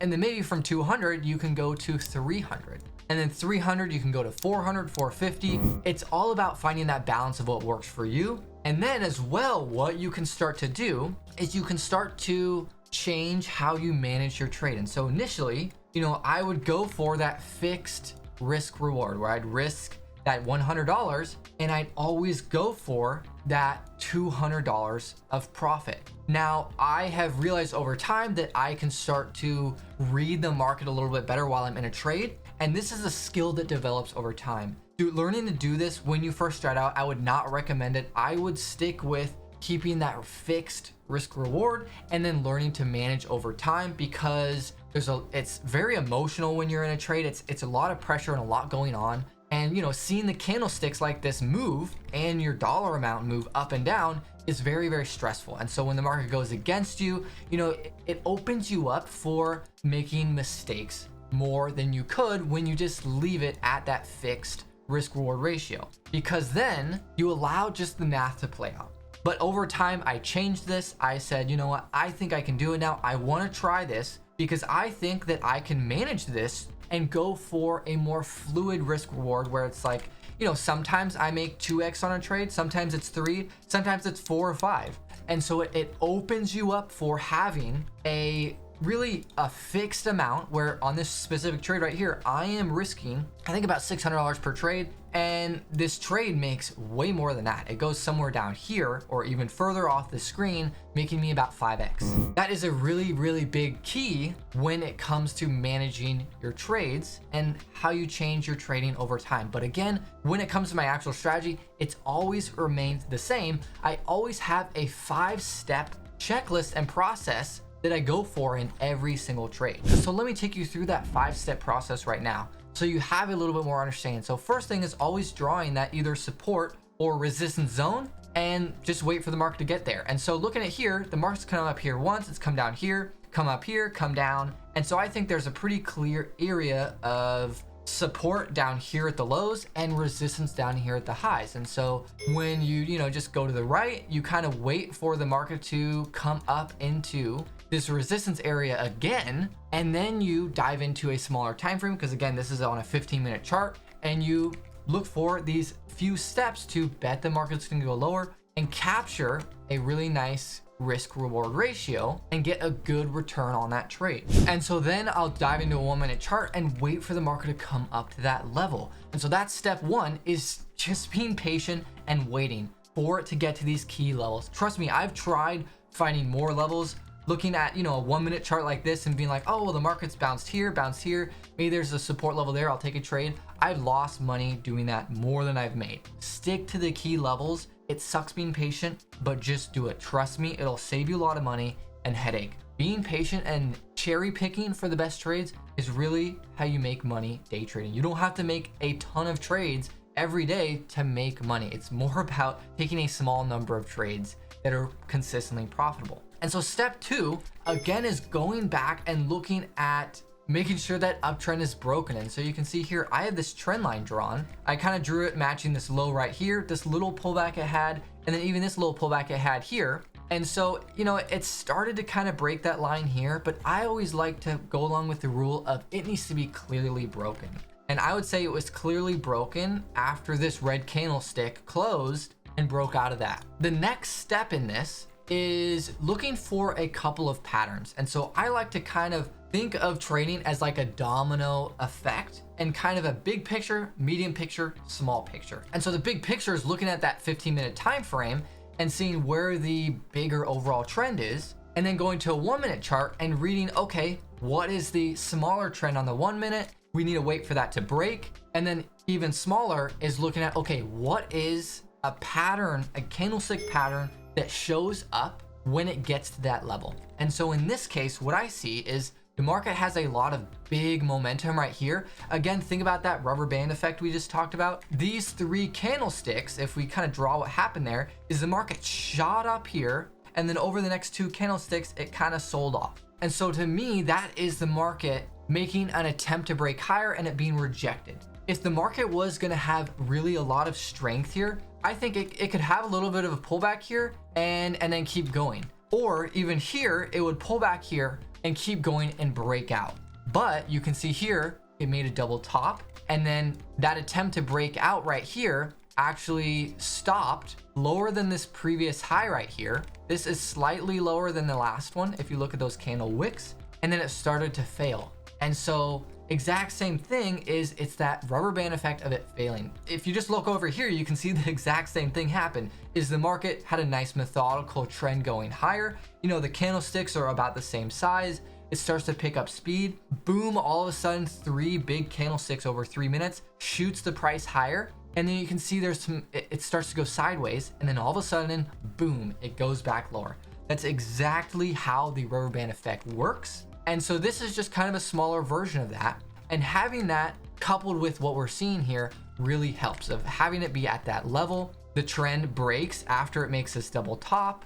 And then the final thing I like to look for is that momentum start to switch. And so this candlestick right here, this massive bearish one, that is a amazing indicator of, yeah, the momentum is clearly switching. The only problem with this size of candlestick is I like to put my stop loss of where I'll get out of the trade if it goes against me above that previous high right here. And if you see here, well, if you enter here and put your stop loss all the way up here, well, that makes your risk very, very big. And so you can still change how much you're risking. You can have a enter here and a stop loss here be $100, and you can have this stop loss right here be $100 as well. It just depends on how many shares or contracts or whatever market you're trading, you trade. You know, maybe you just trade 1 share here and it takes 3 over here. But the biggest thing with that is realizing that, well, if I enter here and my stop is here and I'm risking $100, to make $100, well, the market has to go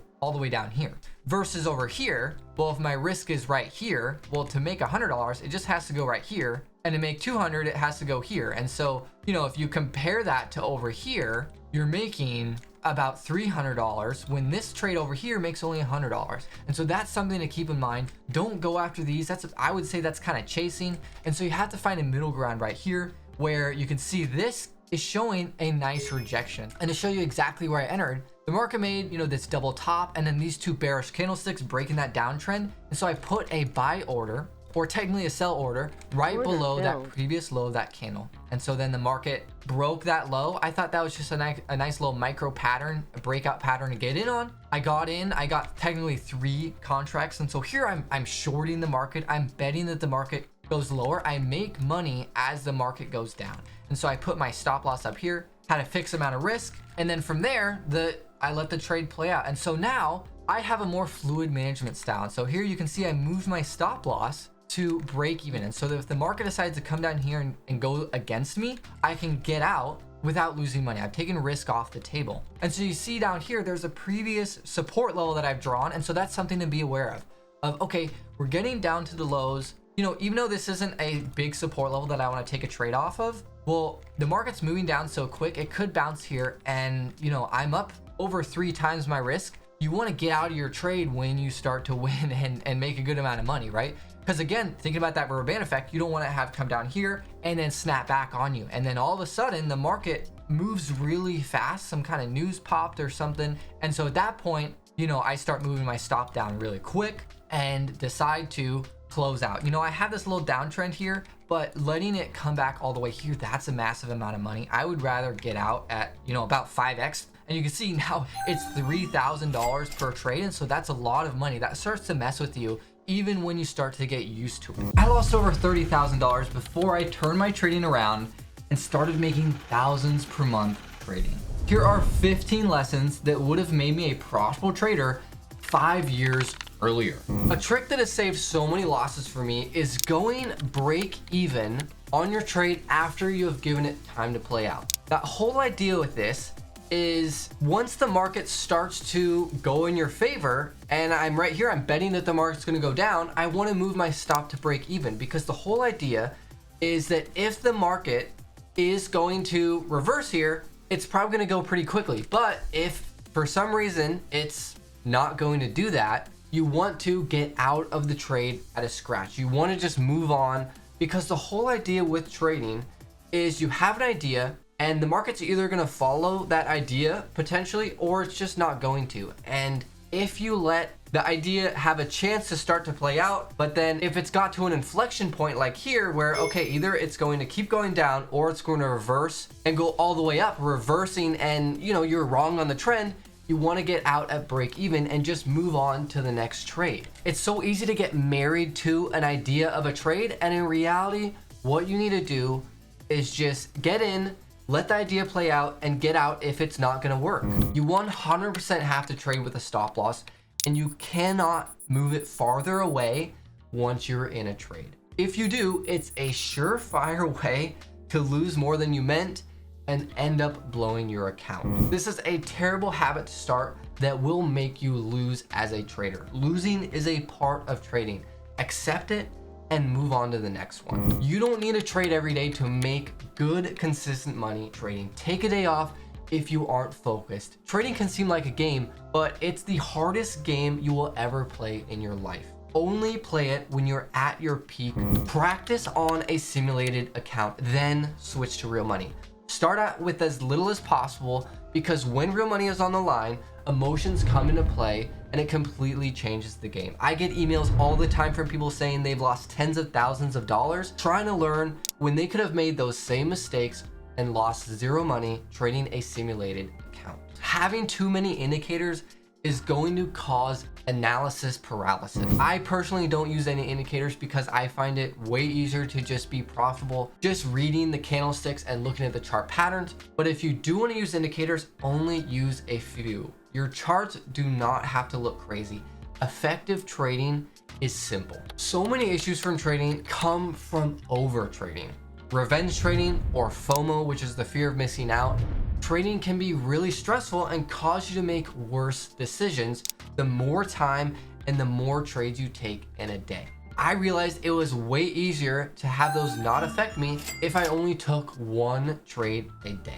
A lot of my students have even found it insanely helpful because it helps them deal with the emotions of trading and essentially skirt around them. Also, what this does is it helps you practice patience and cherry picking only the best trades, which will make you more profitable. When it comes to trading, not every trade is the same. Really, every trade is different. There's infinite possibilities in the market. Even if you're going for the same strategy or pattern every time, there's always something slightly different about the market. No two trades are the same. So sometimes you may see a trade and think it's a decent setup, but not good enough for your full trading size. Still take a stab at it because it's worth your time to take that trade. You've clearly spotted that there's something saying that there's opportunity there.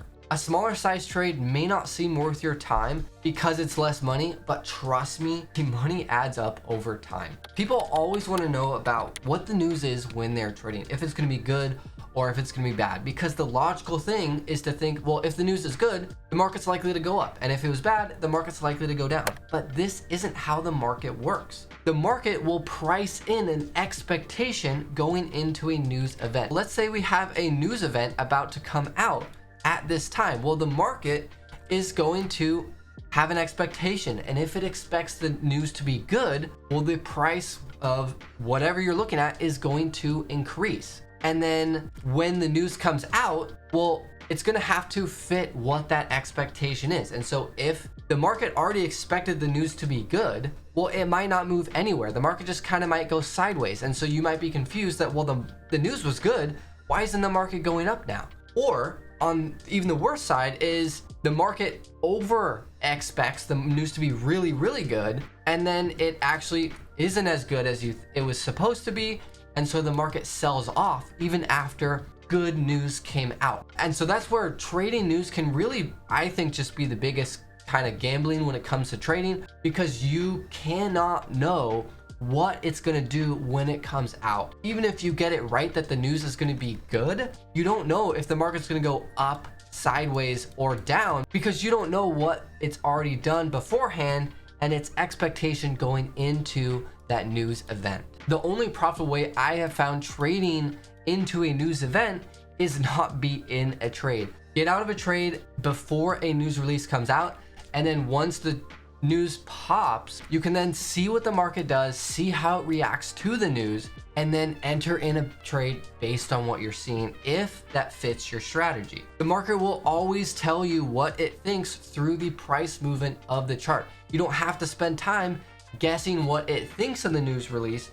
All you have to do is just look at what the chart is telling you. Just read the chart. A painstakingly but extremely important thing to the success of your trading is journaling your trades and your patterns that you're taking, but also journal your emotions. Understanding what patterns you are being successful with is the key to your success at trading. What made me successful was realizing I was the best at taking one style of trading and cutting everything out. I started to just focus on trading reversals, and that's it. After I started cutting out all the other opportunities and moves that I saw in the market that I thought I could catch, I saw my results really turn to being profitable. And I wouldn't have been able to do that if I wasn't paying attention to what was working and what wasn't in my trading. I saw drastic results when I made this change in my trading. When I started out trading, I started going for a 2-to-1 risk reward ratio.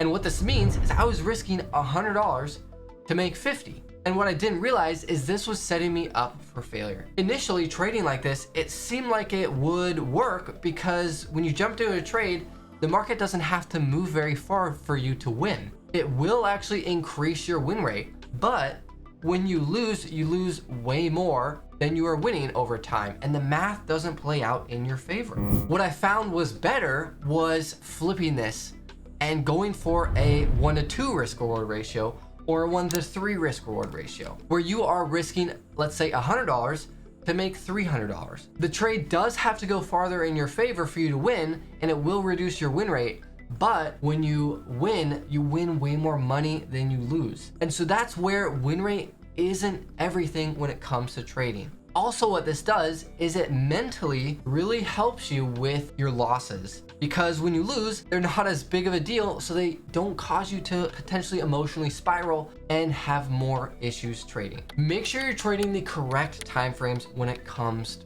to trading. Swing traders generally are looking at daily or hourly charts, whereas scalpers are generally looking at smaller timeframes. When I trade, I'm a scalper. I look at a 1 minute, a 5 minute, a 15, or the most up to a 30-minute chart. But a mistake I see many traders making is looking at something that is out of the time frame that they are trading. For example, if you're looking to trade on a 1-minute chart, looking at what the market is doing on a daily chart doesn't make sense. You know, the market is in an uptrend on the daily chart right now, but if you're looking to trade on a 1-minute chart, you can see on a 1-minute chart there is downtrends potentially happening at that time on a 1-minute chart. And so looking at what the market is doing on a daily chart when you're looking to trade on something small like a 1-minute chart, or even vice versa, is a complete waste of time, because the daily chart is such a larger time frame that the patterns and trends take way longer to play out. That even if you see an uptrend like we have on the daily chart right now, you can still find a downtrend tradable opportunity on a 1 minute chart. And if you let the uptrend of the daily chart influence your decision, you might actually skip a good trade on a smaller time frame. You still want to be aware of the big picture, but usually looking at something like a 15-minute chart or a 30-minute chart over the past couple of weeks will give you a good enough information of what the market is doing and where those trends are that you need to be paying attention to. You really need to be aware of the market structure and what it's telling you. You really need to be aware of when the market is really going sideways and there is extremely low volatility in the market, because the market is more likely to give you signals to jump into a trade potentially, and it's easier for you to FOMO into something. And in reality, on days like this where the market is just sitting there doing nothing, it's better to just skip trading for the day.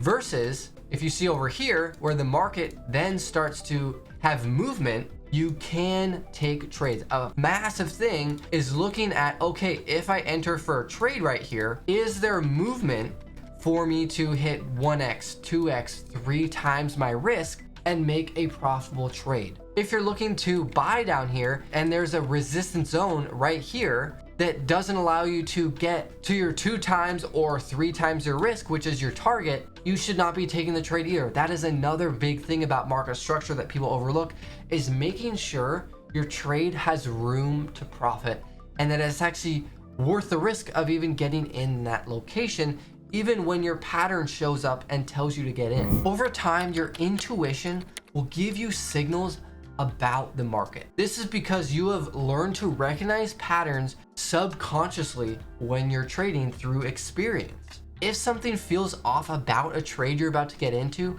don't force the trade. My best trades almost always have the feeling of, oh my God, this is exactly how I want this to set up.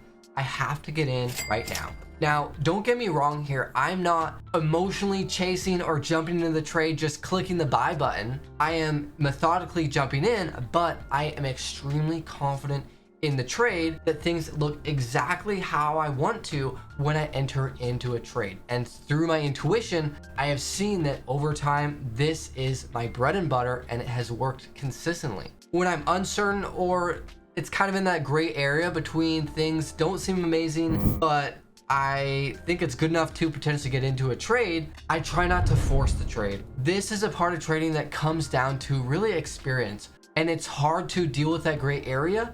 And so generally when I'm not sure, stay out of the trade and just move on. It sucks when you miss a trade because of that and it worked out, but again, there was something telling you that something was off about the trade. And at the end of the day, do not hindsight trade. It's going to ruin you.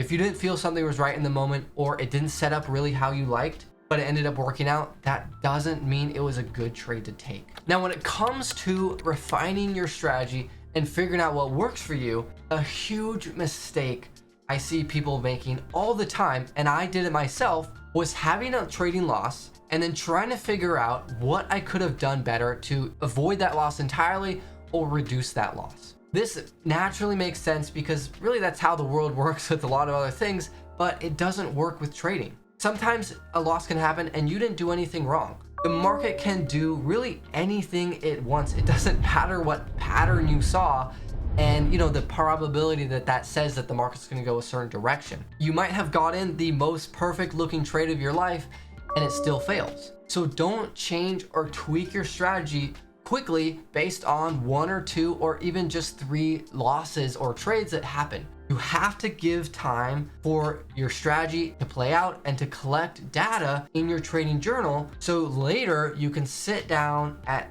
a calm time when you're not trading and logically think about, okay, what is working and what isn't, and refine your strategy over time, like I did, where I eventually realized, okay, these things aren't working for me. I only need to focus on taking reversal trades. One mistake I see happening all the time and I used to do it myself, is I'd see a potential trade come and I'd not be 100% sure if it was good enough to get in. My confidence wasn't truly there. I'd let the market start to play out, and the market, for an example, in this trade, the market would start to go in your favor. And right here, the market looks really good that it's probably going to sell off and keep going lower. And so then right here, I would jump into the trade. Now, in reality, at that point, you're chasing the trade. And really, the signal, like where I got in for this trade actually, was up here. And so if you're, the signal should have been here where you got in, but you wanted to wait for a little bit more confirmation like this big bearish candlestick here, well, you are waiting a long time and you're chasing the trade at that point. And if you think about a risk reward ratio, if your stop loss is still all the way up here, and then, you enter in down here, and so you have to wait for the market to go all the way down here to just get 1 times your risk, you're making your risk reward potential way, way worse because you chased that trade. You need to learn to just be confident in your strategy. And if you just missed the trade because you weren't confident in it, accept it and write that down in your journal and learn about that for the next time. Remember that, okay, maybe I get scared and I don't enter in, and that's something I have to work on. I miss trades all the time and it sucks, but chasing trades will ruin you. It's gonna make a really bad pattern that will make it harder for you to be successful in the long run. And this is really your subconscious not being confident in your strategy and being too scared to take that leap into the unknown outcome of a trade and wanting to really just wait for that more confidence to be there. And you will never have that in trading. Honestly, I am nervous every trade I get into. Even when it's that trade that I'm extremely confident in, there's still nervousness of the unknown outcome. Now, the biggest thing that I figured out over my years of trading was how to trade only 60 to 90 minutes in the morning. I made over $9,400 in the last 30 days trading less than 90 minutes a day, 4 days a week. Let me show you how I found, entered, and managed every trade I took this month so you can see what it's exactly like trading this strategy and how you can execute it yourself. So to show you these are real returns, here's my live NinjaTrader account. We go to performance this month. We're at the end of the month. You can see my gross realized P&L is a little over $9,400. And I took 1 loss. It was around $650. That's generally about how much I risk per trade. And my wins are generally 2 to 4 times my risk. And so over the month, that added up to be a little over $9,400. And then down here, you can see here's all the trades I took this month that we're gonna go over in this video. Every trade I took this month is going to have something unique about it that is important to executing this strategy. I will go over my simple trade entry checklist, but trading isn't that simple. There are nuances that you can only learn by watching how this sets up on multiple different trades. What you'll notice over all these trades is they're all pretty much the exact same setup, because what I found is to be successful at trading, you have to make your strategy almost as simple and consistent as possible. Having multiple strategies and multiple patterns just didn't work for me.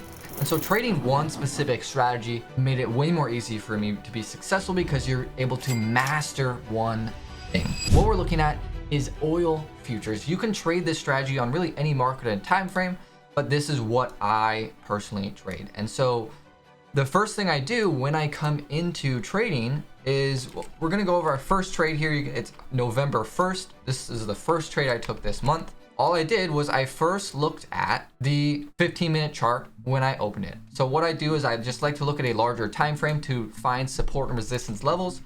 Pretty much all I saw was, okay, there's kind of a support zone down here, and there's a pretty clear resistance zone up here as well. You know, the market's kind of come up here, hit this a couple times, did a pretty big sell-off. I think that this sell-off right here shows good momentum and selling pressure from this level up here. And so that's why I wanted to watch it when the market came and touched it again. What I wanted to look for is this level coming into today's trade. And this is my zone I drew. And so what we're watching is the recording of me taking this trade.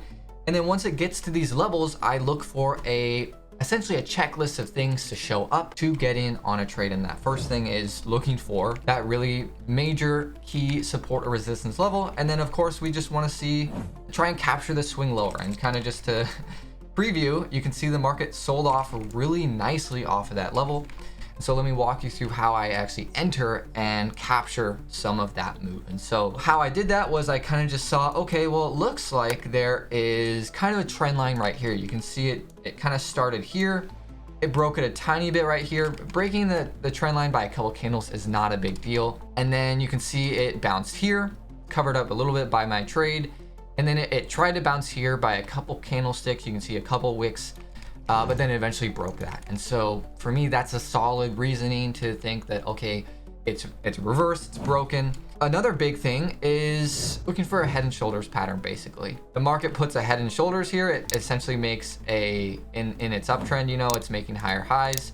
It makes an extreme high here, and then it makes a lower high here. And you can see right here, the market does break out of our resistance zone right here a little bit, but that's okay. Sometimes it can break up a little bit, but then it can still realize, okay, now it's gonna go reverse off of that level. And then so the final kind of thing to jump in, just kind of quickly going through this first trade, I wanna see a rejection candlestick or some kind of engulfing candlestick. And so that's what happens right here. If I actually just zoom back in the recording briefly, this is what I looked to get in on. The market kind of, how I see it is the market's making an attempt to keep pushing higher here. And I see it as, okay, the trend's gonna continue higher. It's probably going to push up right here.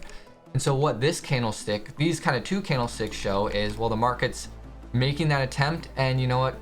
It's given up. It's not happening. And so from there, you can see I pretty much just jump right in on trade once that candle finishes forming.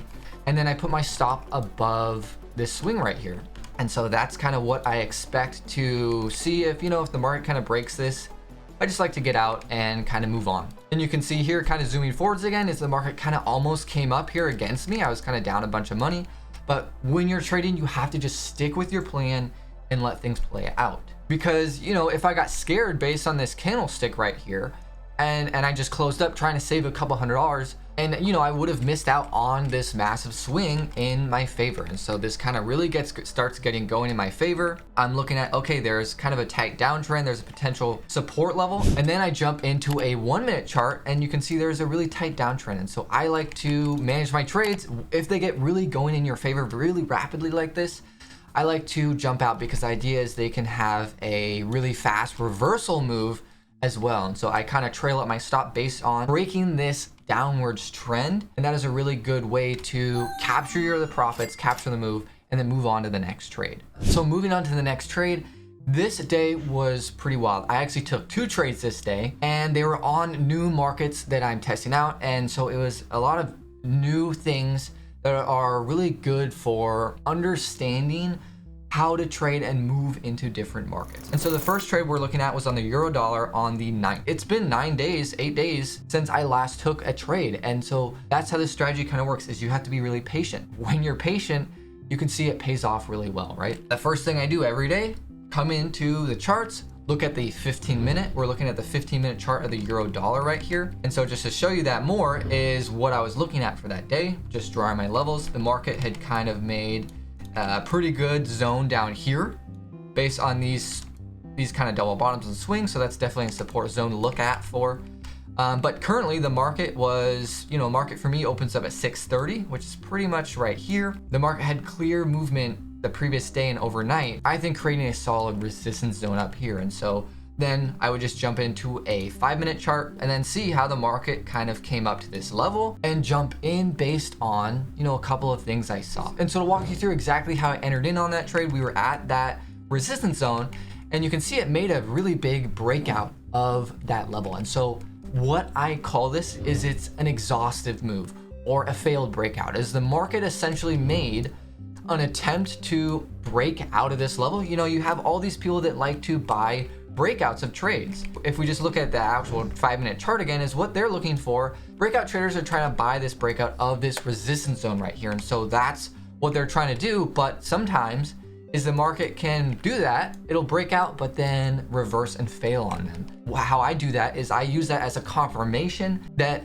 okay, the market is likely or even more likely to reverse at this resistance level, and I can catch a big downwards move based on that.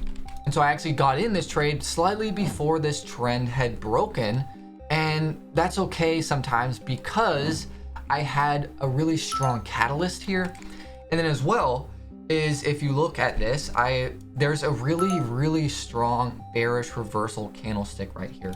And so I thought that was a really solid confirmation to jump in on a trade and bet that the market was going to reverse here. And you can see that it did start to actually break that downwards trend. As well, it created that lower high that we're looking for. Again, it's a funky head and shoulders, but it still makes that lower high that we're looking for. And so how I actually enter my trades and figure out how much risk to take and where to put my stop is I actually have a tool that I take and put on. So if I'm going to enter right here, and I'm going to put my stop right here above that candlestick, I take this drawing tool that I've made and I have a fixed set of risk that it tells me that I need to trade 5 contracts to hit a fixed amount of risk. And so for me, that's $600.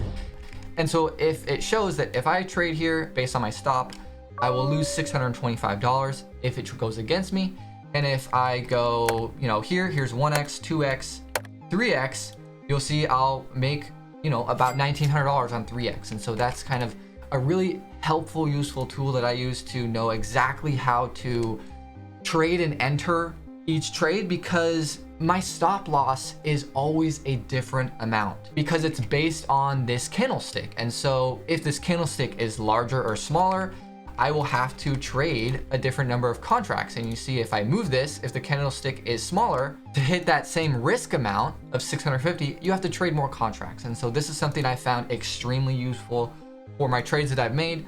And I pretty much use it in every trade, even though you don't see it in these recordings all the time. Because when it comes to trading, it's extremely important to keep your risk the same amount across every trade, because you don't want to have a loss be way larger and take out a ton of wins. And so as that trade played out, I actually was also watching the NASDAQ futures. I watch multiple markets because it allows me to find more opportunities. And so how I found that is, again, just looking at the 15-minute chart of the NASDAQ futures. There's a pretty clear resistance level up here.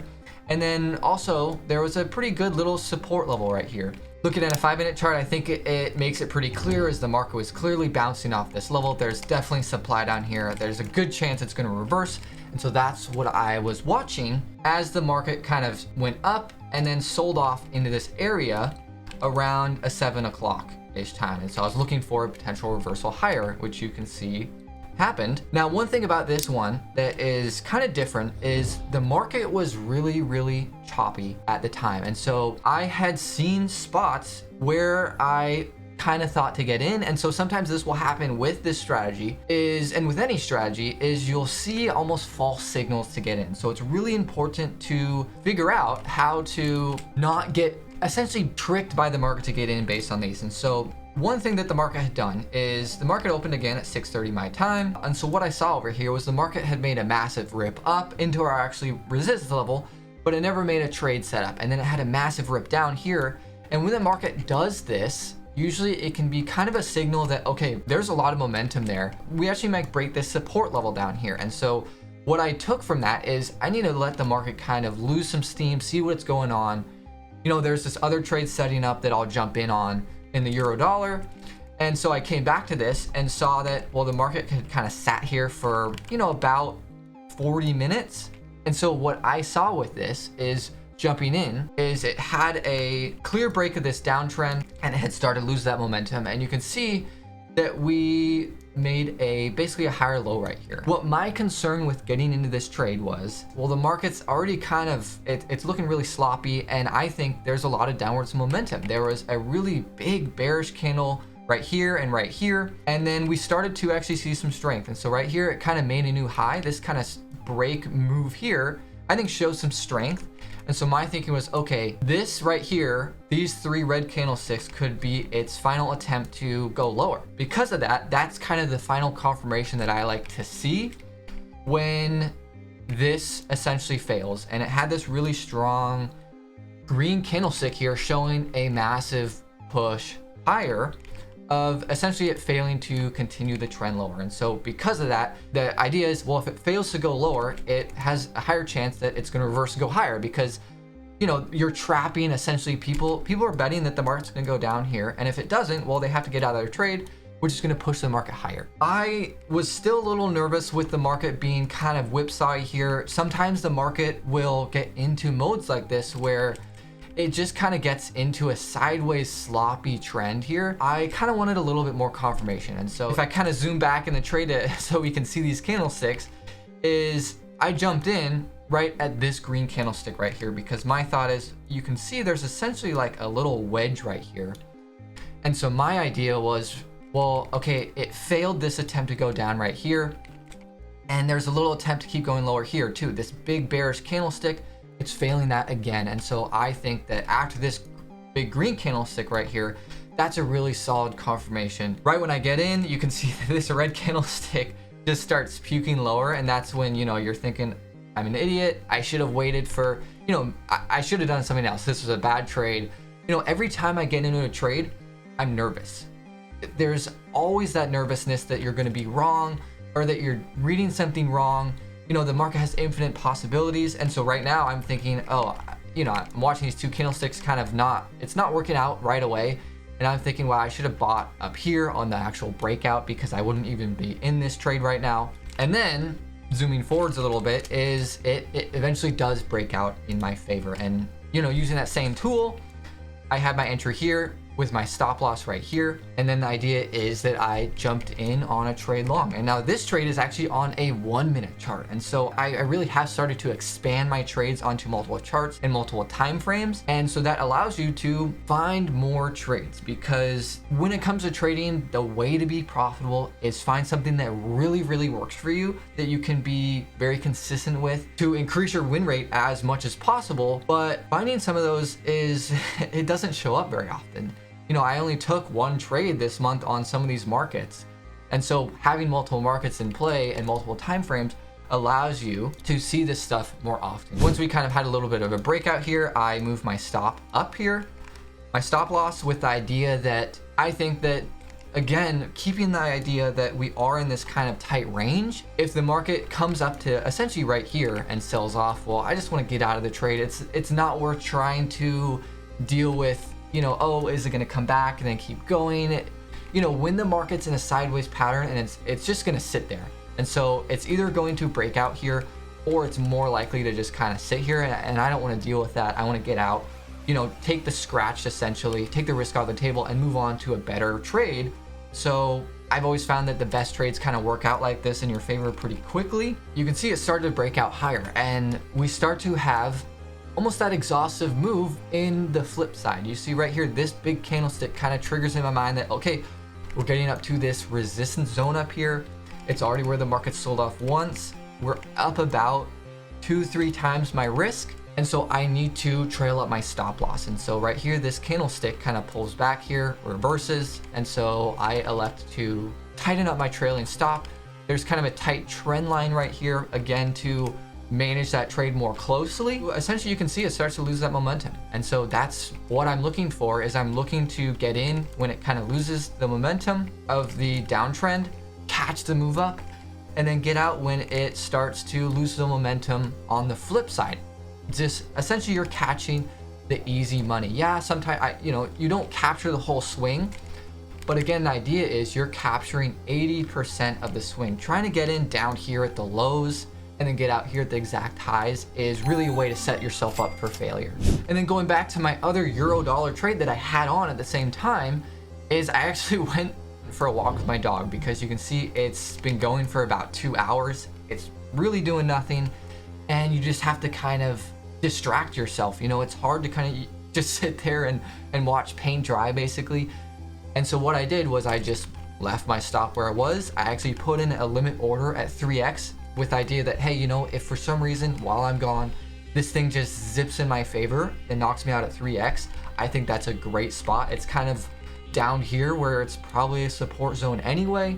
And at this point, I came back, went to break even because I could watch it, and took the profit target away. And then all of a sudden, a massive move happened, and it was because of some news. Some massive moves started going in my favor. And to manage this was I actually went to a 1 minute chart again, because it was moving so rapidly. It was happening so fast, I didn't get a chance to change my recording.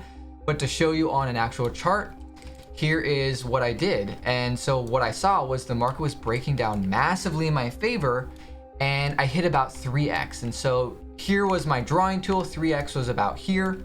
And so this trade actually got to about 4x. One thing I didn't explain earlier was My full size was 6 contracts, but I elected to trade 3 contracts because this was my first time taking a trade on the euro dollar on the 5-minute, and so I elected to trade half size. When you're doing something new, don't go full size. Take it easy, take it slow. Trading's always a process. And so once this broke out in my favor though, I elected to do that tight trailing stop of just previous candlestick high. And so I got knocked out right here on this candlestick.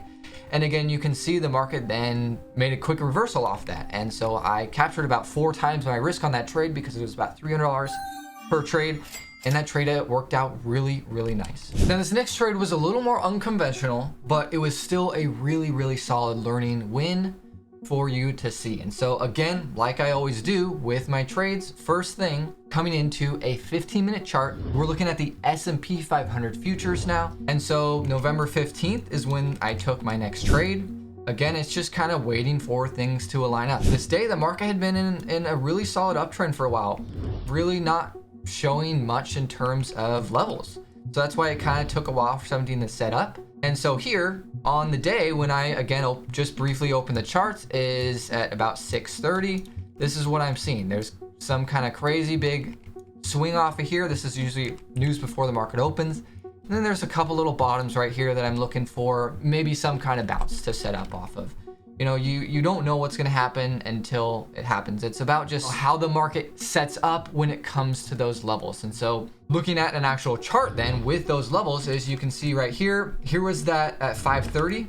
A lot of the time some news pops 1 hour before the actual market open, had a big spike, sell off, came to our level. This is pre-market, so I still drew off of these 2 bounces for the support zone down here. And then of course, keeping track of this high up here as well. And so then I followed my general strategy. And so there was something slightly different about this one.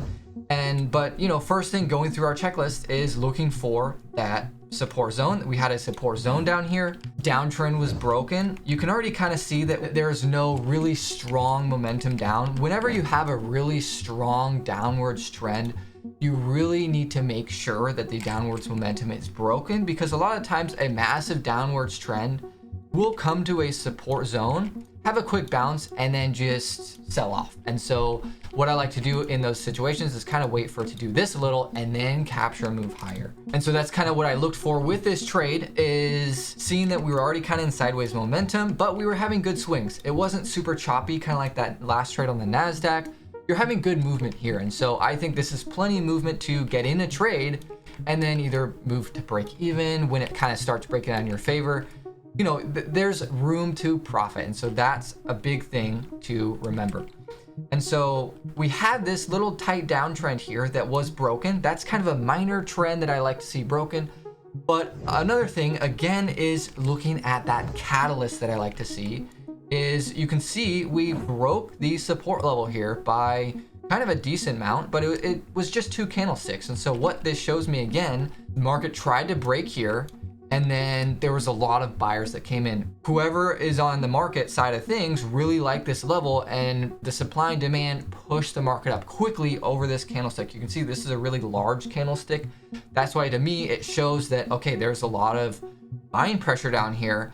And so it's likely to make the market push higher. But again, I don't like to get in on that signal. I like to use that as a confirmation and then wait for kind of the signal over here to show up. And so usually, again, that's going with the swings and looking for that kind of head and shoulders. And that kind of set up here.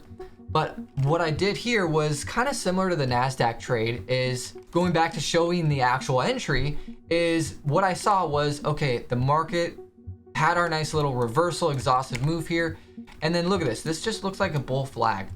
What this pattern is showing is there's a consolidation right here, and once you've kind of seen the market, you almost have an intuition of, okay, I'm seeing it consolidate here. It's had this, you know, I'm seeing a lot of reasons why it could reverse here. And so it's almost like it's waiting, it's condensing before it kind of bursts and breaks out. And so that's what I did here, is I got in on the breakout of this little sideways trend here as that kind of final confirmation. And then I used my risk reward indicator to tell me that I need to trade 3 contracts of the NASDAQ to hit that $600 risk reward, because then, you know, again, I'll hit my profit target that I want up here. And then from there, like always, it's just about waiting for the market to go in your favor, not touching it, and then managing as you see fit. And so what you can see here is we are kind of getting, there's, kind of a resistance trend line here, or, the market could definitely kind of have swings here.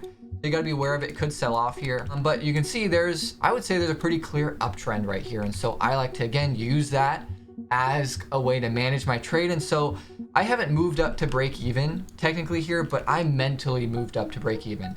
If the trend comes here and breaks this trend line, I'm going to move my stop loss up to wherever that is. Just because you don't see me move that, it doesn't mean that I'm not actively really watching this like a hawk, planning to move it if it all of a sudden breaks against me. And so you can see it starts to, again, thinking about it doing that kind of reversal exhaustive move on the other side. And so I trail my stop loss up there, expecting that it to have a very quick reversal. And you can see that at this point, we've caught 80% of that move as the market comes back really quickly. And so I found those to be really significantly powerful ways to get out of the trade. So jumping right into our next trade, this is a trade off of the euro dollar. Again, exact same thing doing here. Like always, looking at a 15-minute chart, seeing that, okay, we have a solid swings back and forth here. I think there's a really good resistance and support level here. And so market came up here, and all I'm looking for is we got really good room to profit down here. And so this is something that's really important about this trade, and I haven't really talked about, is looking at this. So it came up here, and then we go into a 5-minute chart looking for the trade. And so again, this is on a 5-minute chart of the euro dollar. And now this time I'm actually full size on the euro dollar. I feel confident. I've watched it for a while based on, kind of our checklist. It's broken that trend line. We're at a resistance level. And then it's made, kind of that exhaustive move.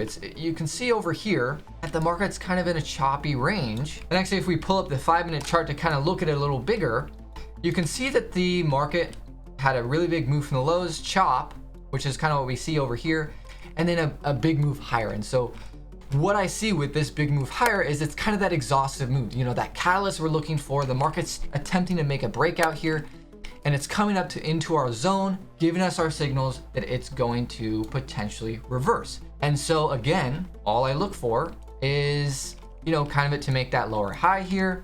It gives us, I entered in on this really strong bearish candlestick here. And so that puts us with the tool again, seeing I need to trade 7 contracts to get full size, and 3x is about here. And so I actually had a limit order again because I was out for a walk. It's about 9 o'clock. I usually am finished trading about 8 o'clock, but if I have a trade on, I'm gonna let it do its thing, right? While I'm away, it starts kind of doing its thing. It's looking great. And so the thing I haven't talked about yet is why this trade is really strong is, well, down here is 3x. And so again, you always want to, with your trades, you want to be getting in them when there is room to profit a good amount. You don't want to get in to, even if it sets up perfectly and everything looks amazing, if there is a support zone right here, it's not worth the trade. You're taking risk jumping into the trade initially right here. When I jump into the trade, it is not that far for the market to move against me for me to lose $600. And so because of that, well, I need the payoff to be at least 3x. And so, of course I don't hit that every time because of my management style, but I need the potential in the market to be there. The clearest support level that I see is down here. And so I think because, the market moved up here in a nice swing, I think if it's gonna go in my favor, I think there's a good chance it goes here. And if we even bring up the chart, looking at kind of the bigger move that it has the potential to, go to that minor support, but that's a minor support level.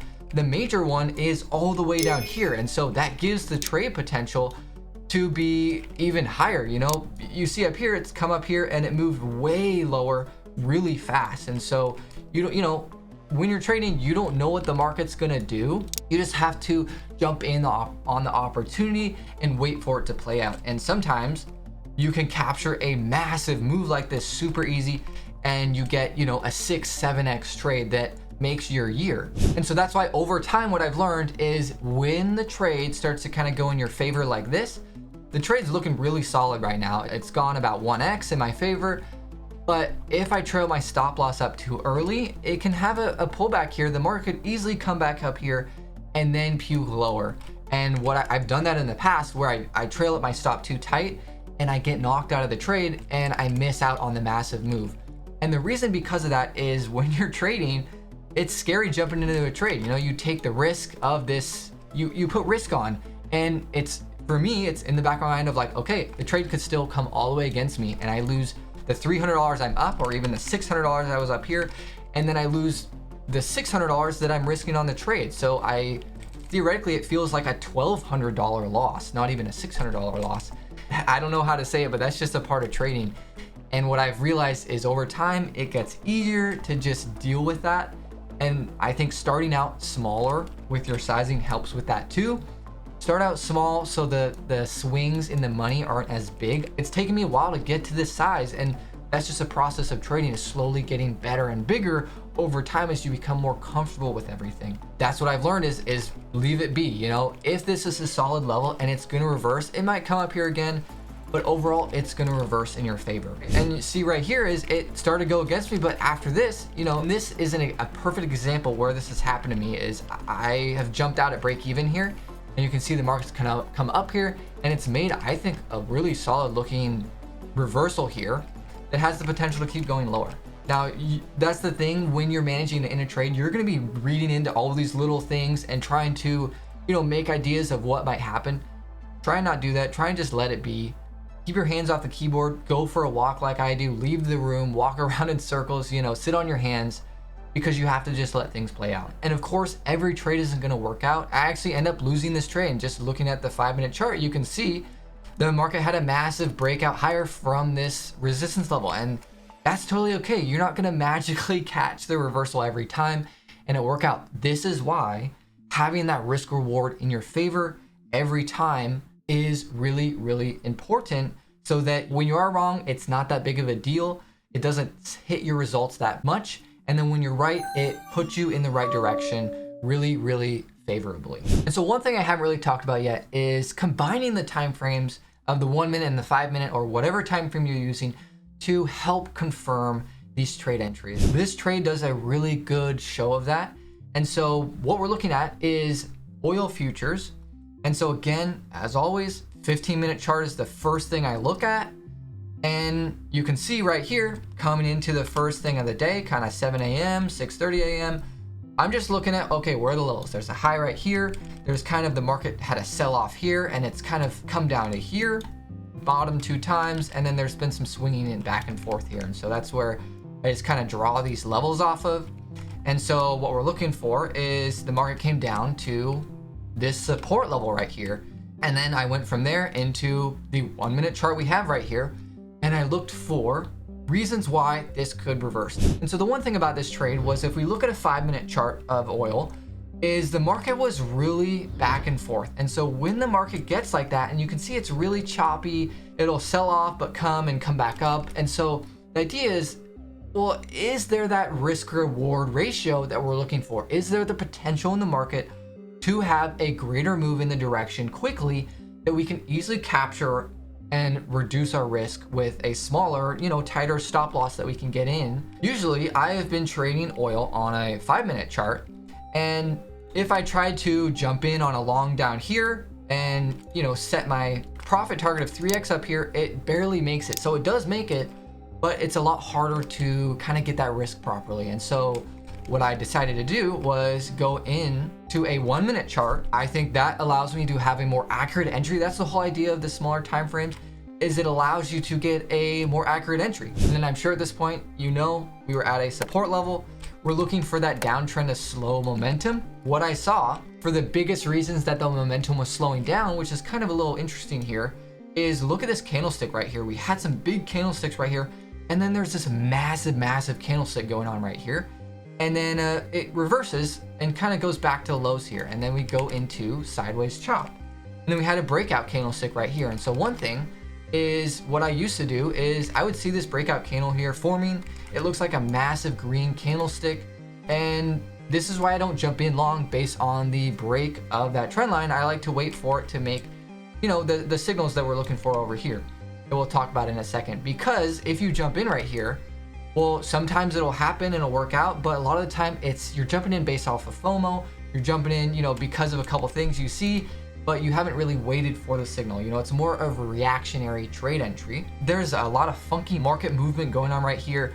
I think maybe there's momentum to keep pushing lower. And so one thing I like to look for is almost that final attempt for the market to break lower. Essentially that failed breakout, that attempt where it really attempts to go lower and then it reverses, essentially trapping people or baiting people to, oh, the market's gonna break out here. They get excited, they jump in. It really dries up the sellers in the market because they all jump in, and then it reverses and makes a really, really strong potential for there to be an immediately flip in the market. And so to show you that forming in real time is here I'm just watching, waiting for the market. It's kind of looking good. And then all of a sudden we have a massive momentum push lower with this candlestick. It's turning red. It's attempting to break lower. And then you can see it immediately flips here and goes higher. And so for me, it's doing that bait and switch to where I think, okay, that's a really good show of it tried to go down. There was a momentum to go down. And then it shows a massive switch in momentum of the market going higher. And then from there, I jump in, I use my tool to tell me, okay, I need to get a certain amount of contracts based on my risk. And actually my tool said I needed to do 4 contracts and I accidentally entered in on 5. And so I was actually slightly larger size on this trade. And so that adds to the intensity. And this trade happened really quickly because it's on a 1-minute chart. And so while this is happening, it's pretty intense. For me, I don't know what you do while you're in a trade, but when I'm in a trade and I'm just kind of waiting for it to play out, it's kind of nerve-wracking. And so what I do a lot of time is I, walk around in circles around my room, talk out loud essentially of what I'm nervous about and why I want to get out. Essentially talking through the emotions that I'm feeling because I don't want to jump out because I'm scared. And so what I did was, I just talk through that and say, no, I'm following my strategy. That's what I'm doing. And so because I was already up 3x on this trade and I was a little larger size, I elected to actually close out pretty much when this next candlestick closed. Because this is a large candlestick, you can see we essentially have an exhaustive move. It's a lot to wait for it to come back to that trend line here because you can see if I waited for it to break this trend line, I would have given up probably about half of those profits. And that is not something I was looking to do. It had made the move we were looking for, take the easy money and kind of get out. So now let's move on today and the biggest trade that I took this month. And it took my month to another level because I made an insane amount of money on this trade. This trade really shows you the power of this strategy because most of the time I do get 2 to 3x my trades, but other times I can get 4, 5, 6. I think I've even got up to a 7x trade. And so that's where you can make a ton of money in one trade. And now those don't happen very often, but when they do, they can make your month or your year. What actually happened today was we're looking at a chart of the ES futures right now. And you can see right there, I actually had an order put in. We're at a support level. There's a really nice double bottom here with a strong candlestick. And I put in a buy order. The market was kind of being a little crazy. And so I missed out on a trade here. It was frustrating because if we look at it, it went really well in my favor. And so I was a little frustrated over that FOMO. Yesterday, actually, the market had a lot of movement and I wasn't able to capture any of it because none of it set up. And so today talking a little bit more about the emotions of trading is I was a little frustrated and feeling FOMO. 5 minutes later, you can see that it worked very well. It would have been a good entry. And, I'm kind of kicking myself a little bit. And what I did was I refocused and said, you know what? There are other things going on in the market. I am looking at oil and I'm looking at, other markets. And right here, just zooming forwards in that recording a little bit, I switched to taking a trade in oil because there was another potential opportunity. And so you have to try and reset or deal with your emotions when you're getting frustrated, because if we just kind of look at this entry here, is if I actually pull up the 15-minute chart of oil for this to show you where that level was. And so the market, this is kind of a really far level. I don't normally go this far back in levels, but you can see that there was a very high up here where the market had sold off from, and it's been like 2 weeks before we've come up there again. And so zooming into today, the market had come up there, sold off, and then it had kind of been a little choppy. And then we had kind of a spike up into it, going actually to a smaller time frame chart to show that a little better. The market had spiked up into that level, sold off, you know, a little FOMO even off of this move, being like, dang, that's a sweet move. I wish I caught that. And then seeing the market come up here again and remembering, hey, just be patient, wait for the thing to come to you, and you know, wait for a setup. And so got in based on the market had kind of chugged up here, a nice movement, and then you can see our classic exhaustive move. This candlestick right here is massive out of nowhere, right into our level.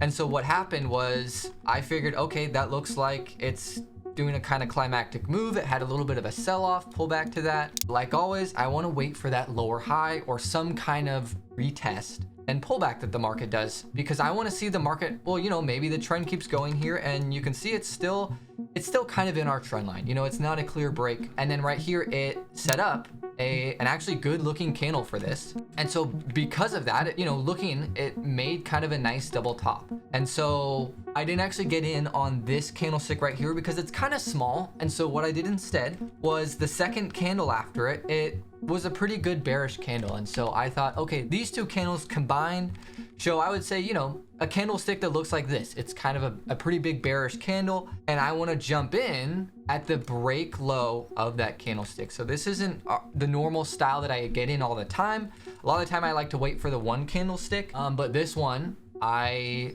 kind of waited, saw that, okay, well, maybe it comes here, maybe it, you know, goes up here and keeps going. But, you know, once it kind of broke this, I think that was a solid kind of entry. And from there, well, things went pretty well, pretty quickly. There was news coming out at around this time I knew about. And so once the kind of market moved down to here, I moved to break even just in case there was some crazy news that switched the market against me, and just, you know, made a massive candle. I don't want to turn this into a loss, right? But then once we got down here, this is about 3x, you know, $1,800 is 3x. And so I'm thinking, okay, again, I don't want that news to come back on me. I want to ratchet up my stop and get these profits. You know, it's the end of the month. I want to just add on to my month. You know, there's definitely in the back of my mind, I'm still thinking of the results, even though I try and remove them from my screen and as much as possible, not think about them. And then, you know, from here, I'm looking at, okay, there's previous candlestick, that's what we're looking at. This starts to move insanely fast. And so this is where the news pops, and you can see that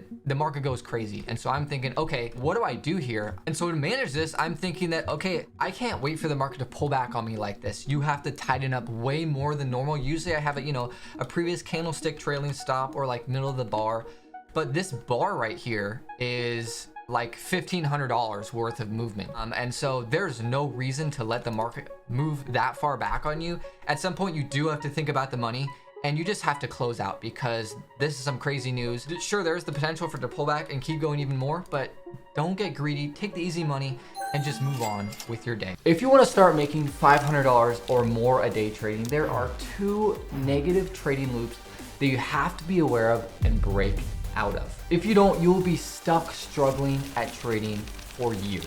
I see it constantly, myself included, was stuck in these 2 loops, and they are the whole reason you are probably right now jumping from strategy to strategy, trying to be consistently profitable. And so I want to walk you through what these 2 loops are and how you can break out of them to eventually becoming consistently profitable. The whole journey of becoming a consistent trader is a struggle in the beginning, where you are generally just consistently losing or just not making any money. And once you actually break out of these loops, your equity curve and profitability will go from flatlining to losing to consistently profitable. This is the whole goal that all of us as traders want. And so let me walk you through what these are and how you can break out of them. And so I look at trading as there are 3 stages of becoming profitable. And the first stage is that you are stuck in what is called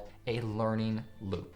And so how this works is you come into trading, you first start, you find a strategy you like, and you start testing it out. And so you do this for a couple weeks, couple months, you have some success, but eventually you start to become not consistently profitable with it. And so you stop getting good results, or you're just not getting the results you want. And so then, of course, like logically with anything else in life, you look to go back and learn more. Because generally with anything in life, is if you learn more, you become better at it. So you either look to find a new strategy, or you look to add either different candlestick patterns or other indicators to the strategy. And so then again, you start to test that out. But lo and behold, you aren't getting the results you want. And so you go back to the drawing board of either scrapping everything, trying to find a new strategy, or adding new things to it. And so you get stuck in this cycle. I was stuck in this cycle for years, jumping from strategy to strategy because I didn't find something that worked for me, but I also didn't stop myself from being stuck in this cycle. And so we're gonna talk about how you can break out of this. But first, I wanna talk about the second loop that you can get stuck in. Because once you break out of this, you're gonna go right into another trap that I call the self-sabotage loop. Once you learn more about trading, you'll start to realize that there are a lot of emotions in it, especially when you start trading real money. Things can get very intense. You can get emotional. You can start FOMOing into trades, getting nervous, frustrated, impulsivity comes in your trading. And so there's this whole web of emotions that negatively impact your trading.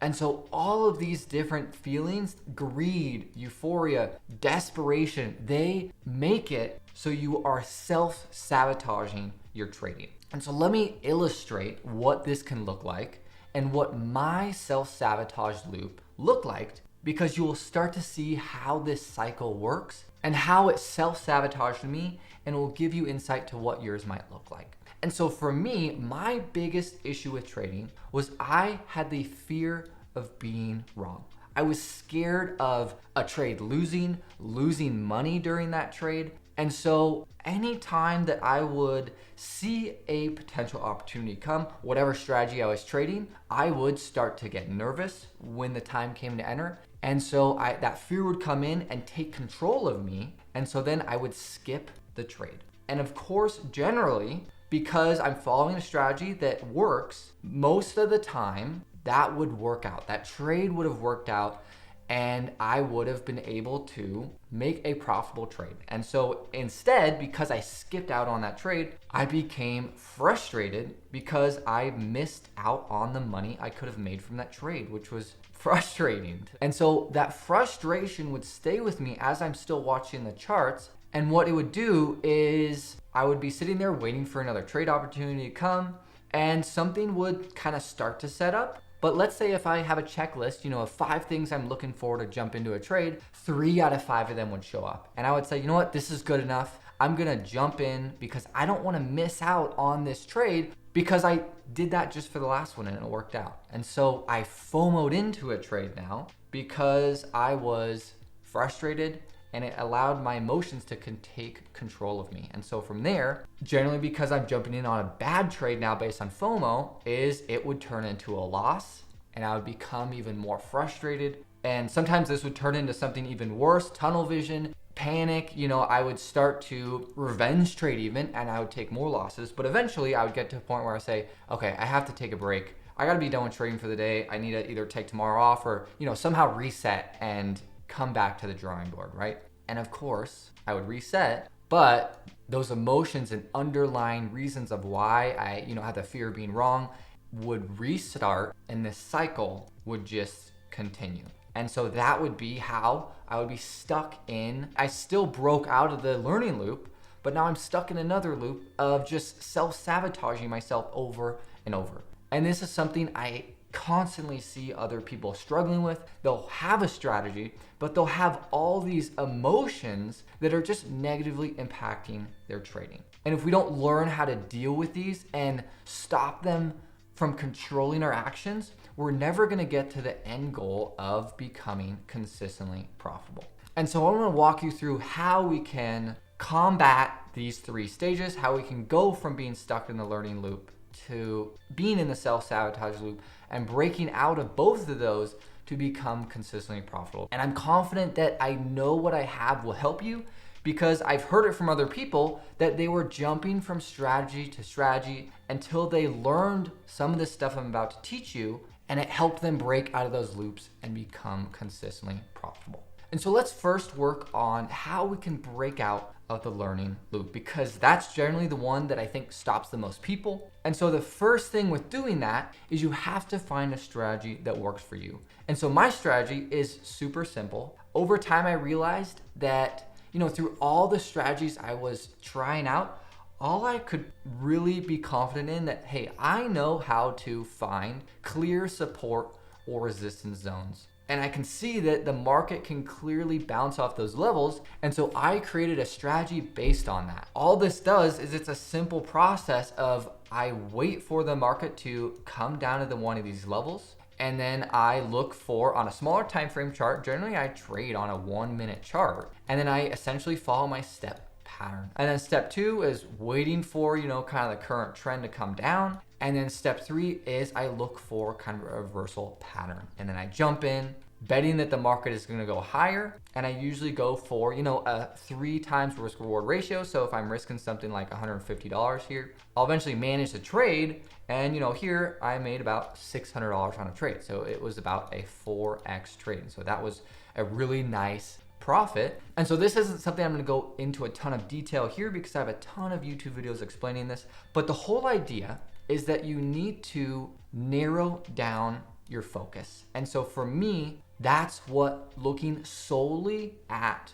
reversal patterns did. Is instead of trying to, catch every swing in the market of, okay, I'm gonna catch a reversal here, I'm gonna look for a continuation trade up here. Instead, I'm just looking for one specific thing every day, and that's all I do. What I've realized as well is because all I do is I really just look at the candlestick patterns. I use just a couple of trend lines, support and resistance zones, that it simplifies things really well. And it allows you to actually trade this on really any market or time frame, because these candlestick patterns are just a reflection of the price and what the market is doing. And so this can apply to any market. And one thing that narrowed this down even more for me, and I've always found that to get out of that learning loop, the better thing to do is take things away.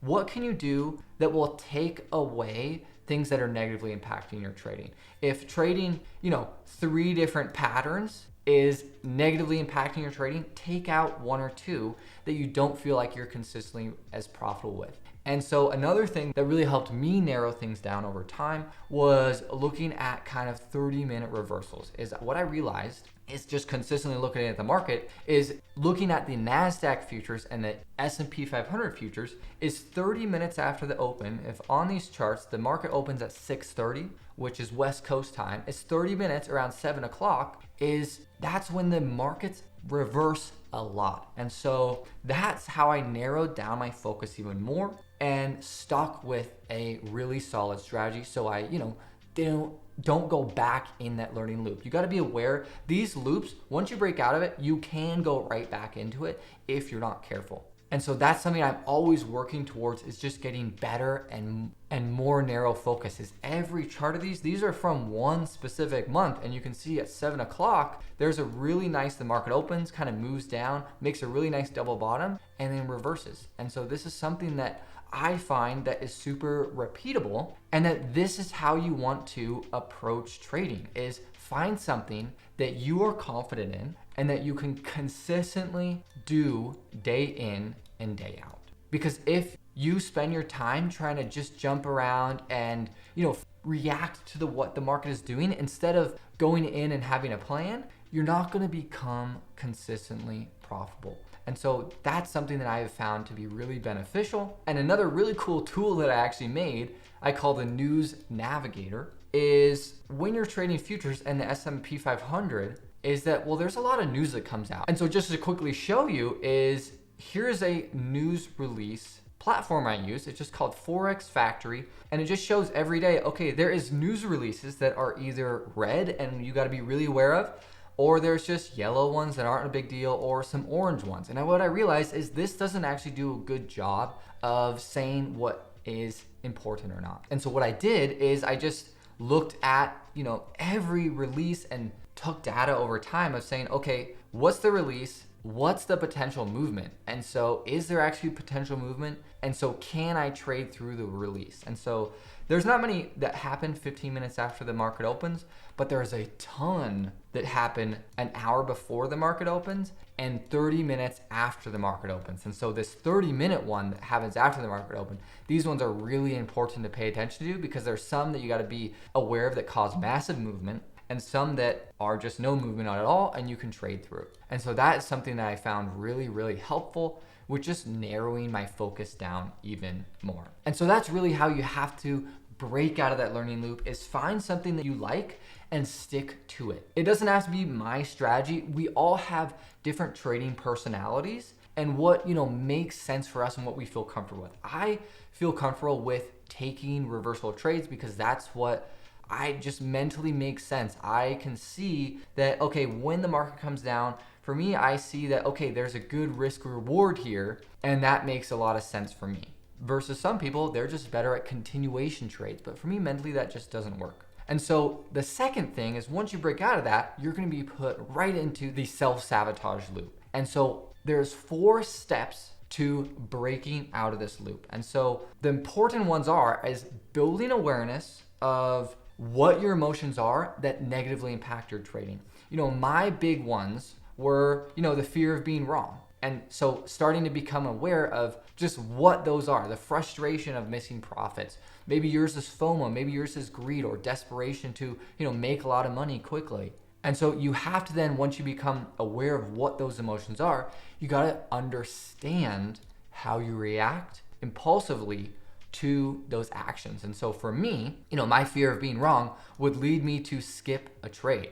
And that I don't necessarily want to logically skip a trade. I want to logically be following my plan. But as humans, we follow our emotions a lot. We're emotional beings.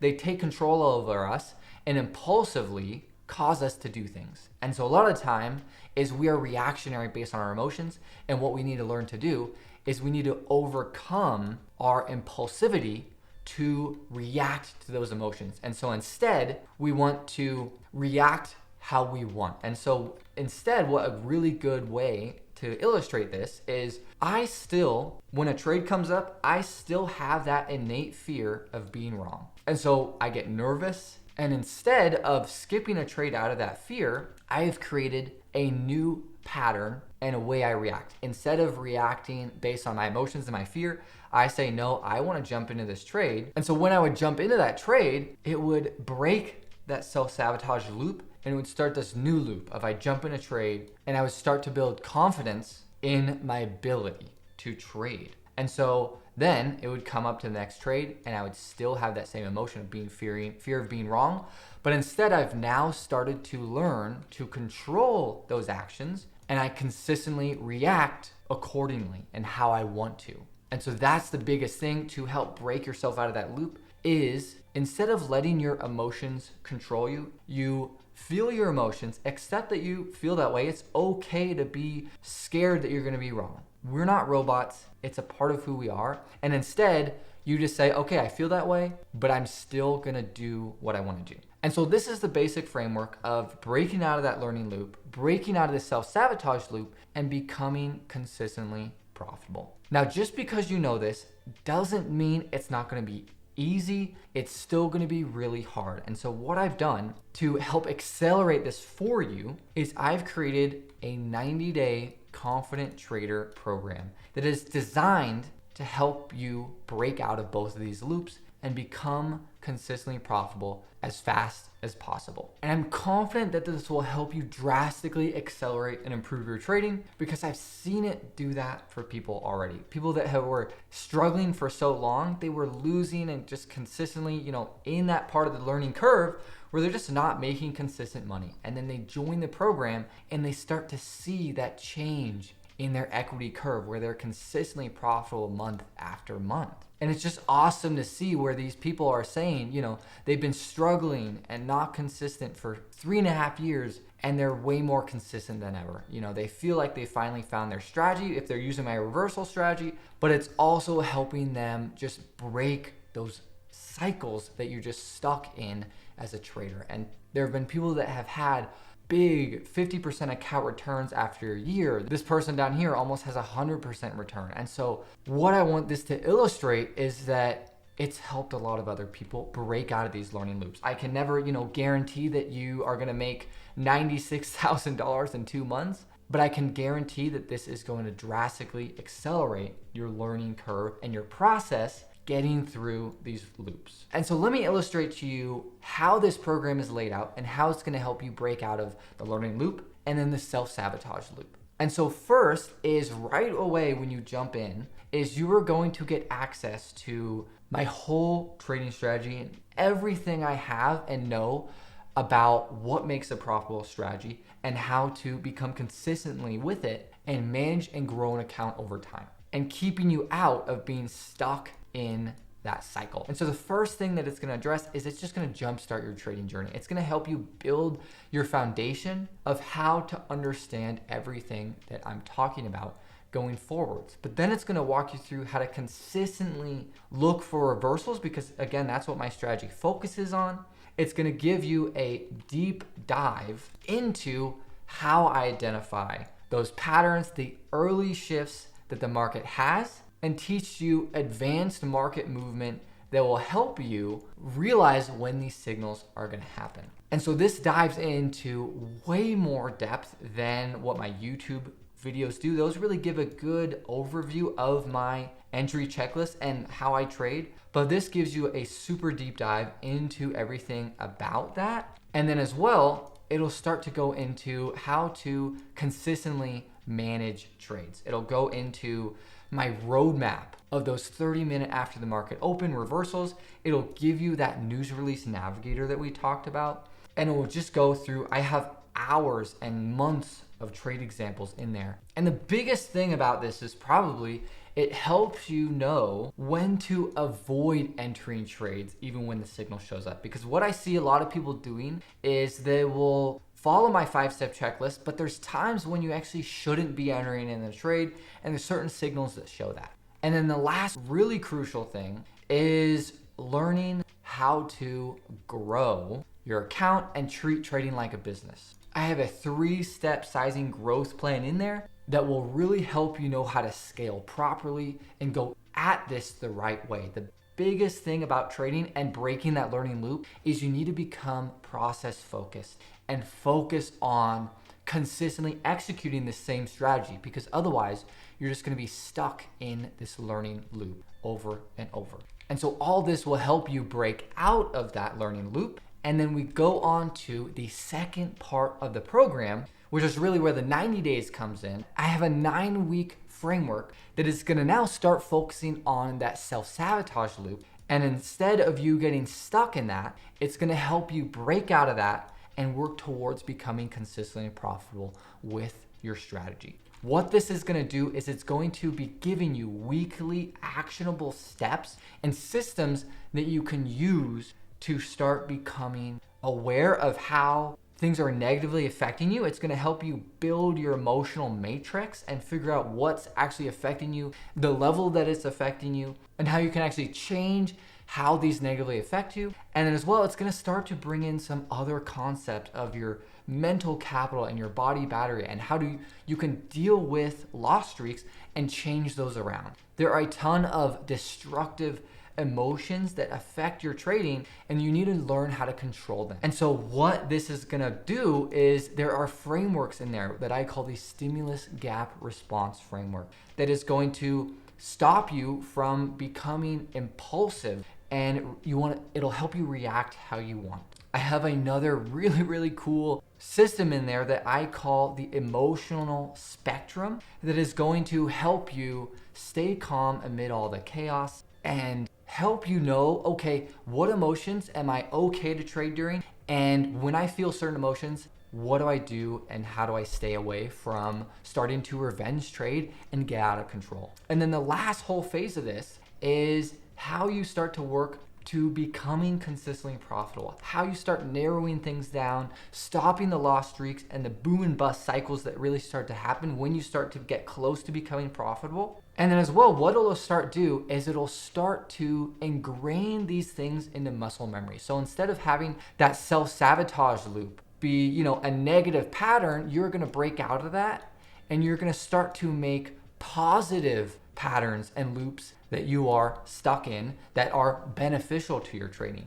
And so essentially, successful trading will start to become like muscle memory for you. That's what's so powerful about this is think of everything like muscle memory. How we react to things and how this self-sabotage loop works is it's just muscle memory. Your body is used to saying, okay, I'm nervous, I'm scared, I'm gonna stay away from and get away from what is making me nervous and scared and not do whatever that thing is. And instead, we reprogram our minds and create different pathways and muscle memory to create positive emotional loops that positively affect our trading. And so all of this you can find in my self-paced on-demand 90 Confident Trader program, and you can get that in the link below. And for a short time, actually, this is going to be on sale. It's going to be $100 off as it's Black Friday, and there's actually only gonna be 100 spots available for that. And so really what you get access with this is everything that I have built out that is going to help you break out of that learning loop and then into the self-sabotage loop and break out of that and accelerate your trading to becoming consistently profitable. And so there's hours and hours on my strategy and how to consistently execute that because, that's one of the most important things. But then you also have that 9 weeks of your trading mindset focused work. You're gonna get a lifetime access to all this. You're gonna get a ton of tools, guides, routines, and as well as frameworks to help build your trading career. You're gonna get that news release navigator that I talked about earlier. And as well, there's a couple of things I've added in as exclusive bonuses. I've added in a lifetime community access to my exclusive trading chat room. And generally this is a monthly subscription. And so it's gonna save you a ton of money for that. But as well, this is really helpful in once you've gone through this whole program and used all these tools, gone through those 90 days, you're still gonna want continued help and education. And what this community does is it's an extremely active community that helps each other.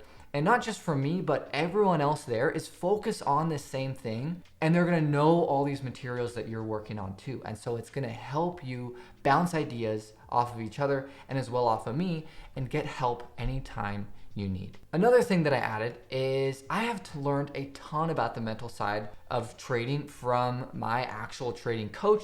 He focuses mainly on the mental side of trading with me. And what we did is we sat down for an 1.5-hour session and talked about what it will take for someone starting with this strategy. He knows this strategy very well because I've worked with him for coming up on 4 years now, is how we can tailor all of this and best make it work for you. Someone coming from a beginner or, stuck in those loops and how they can start to break them going forward. And so this is an 1.5-hour session that is highly focused on that. And I think you will find it insanely beneficial to have someone else's perspective as well on all this. And then the last thing is because I'm so confident in this program drastically improving and changing your trading just from how much effort I've put into it, but also just reviews from other people, is that I have 100% guarantee to give you a refund,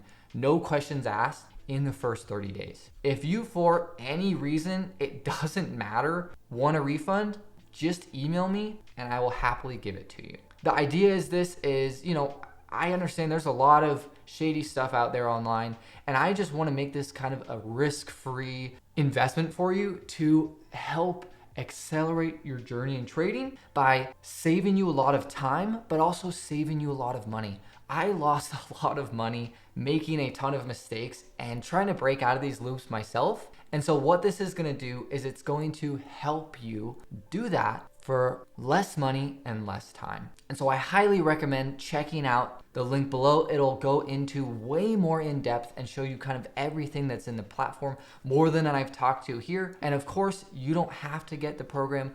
We talked about ways for you to break out of the learning loop and the self-sabotage loop already. And so feel free to keep going about it on your own if you want and if that works for you. If not though, I'll see you inside.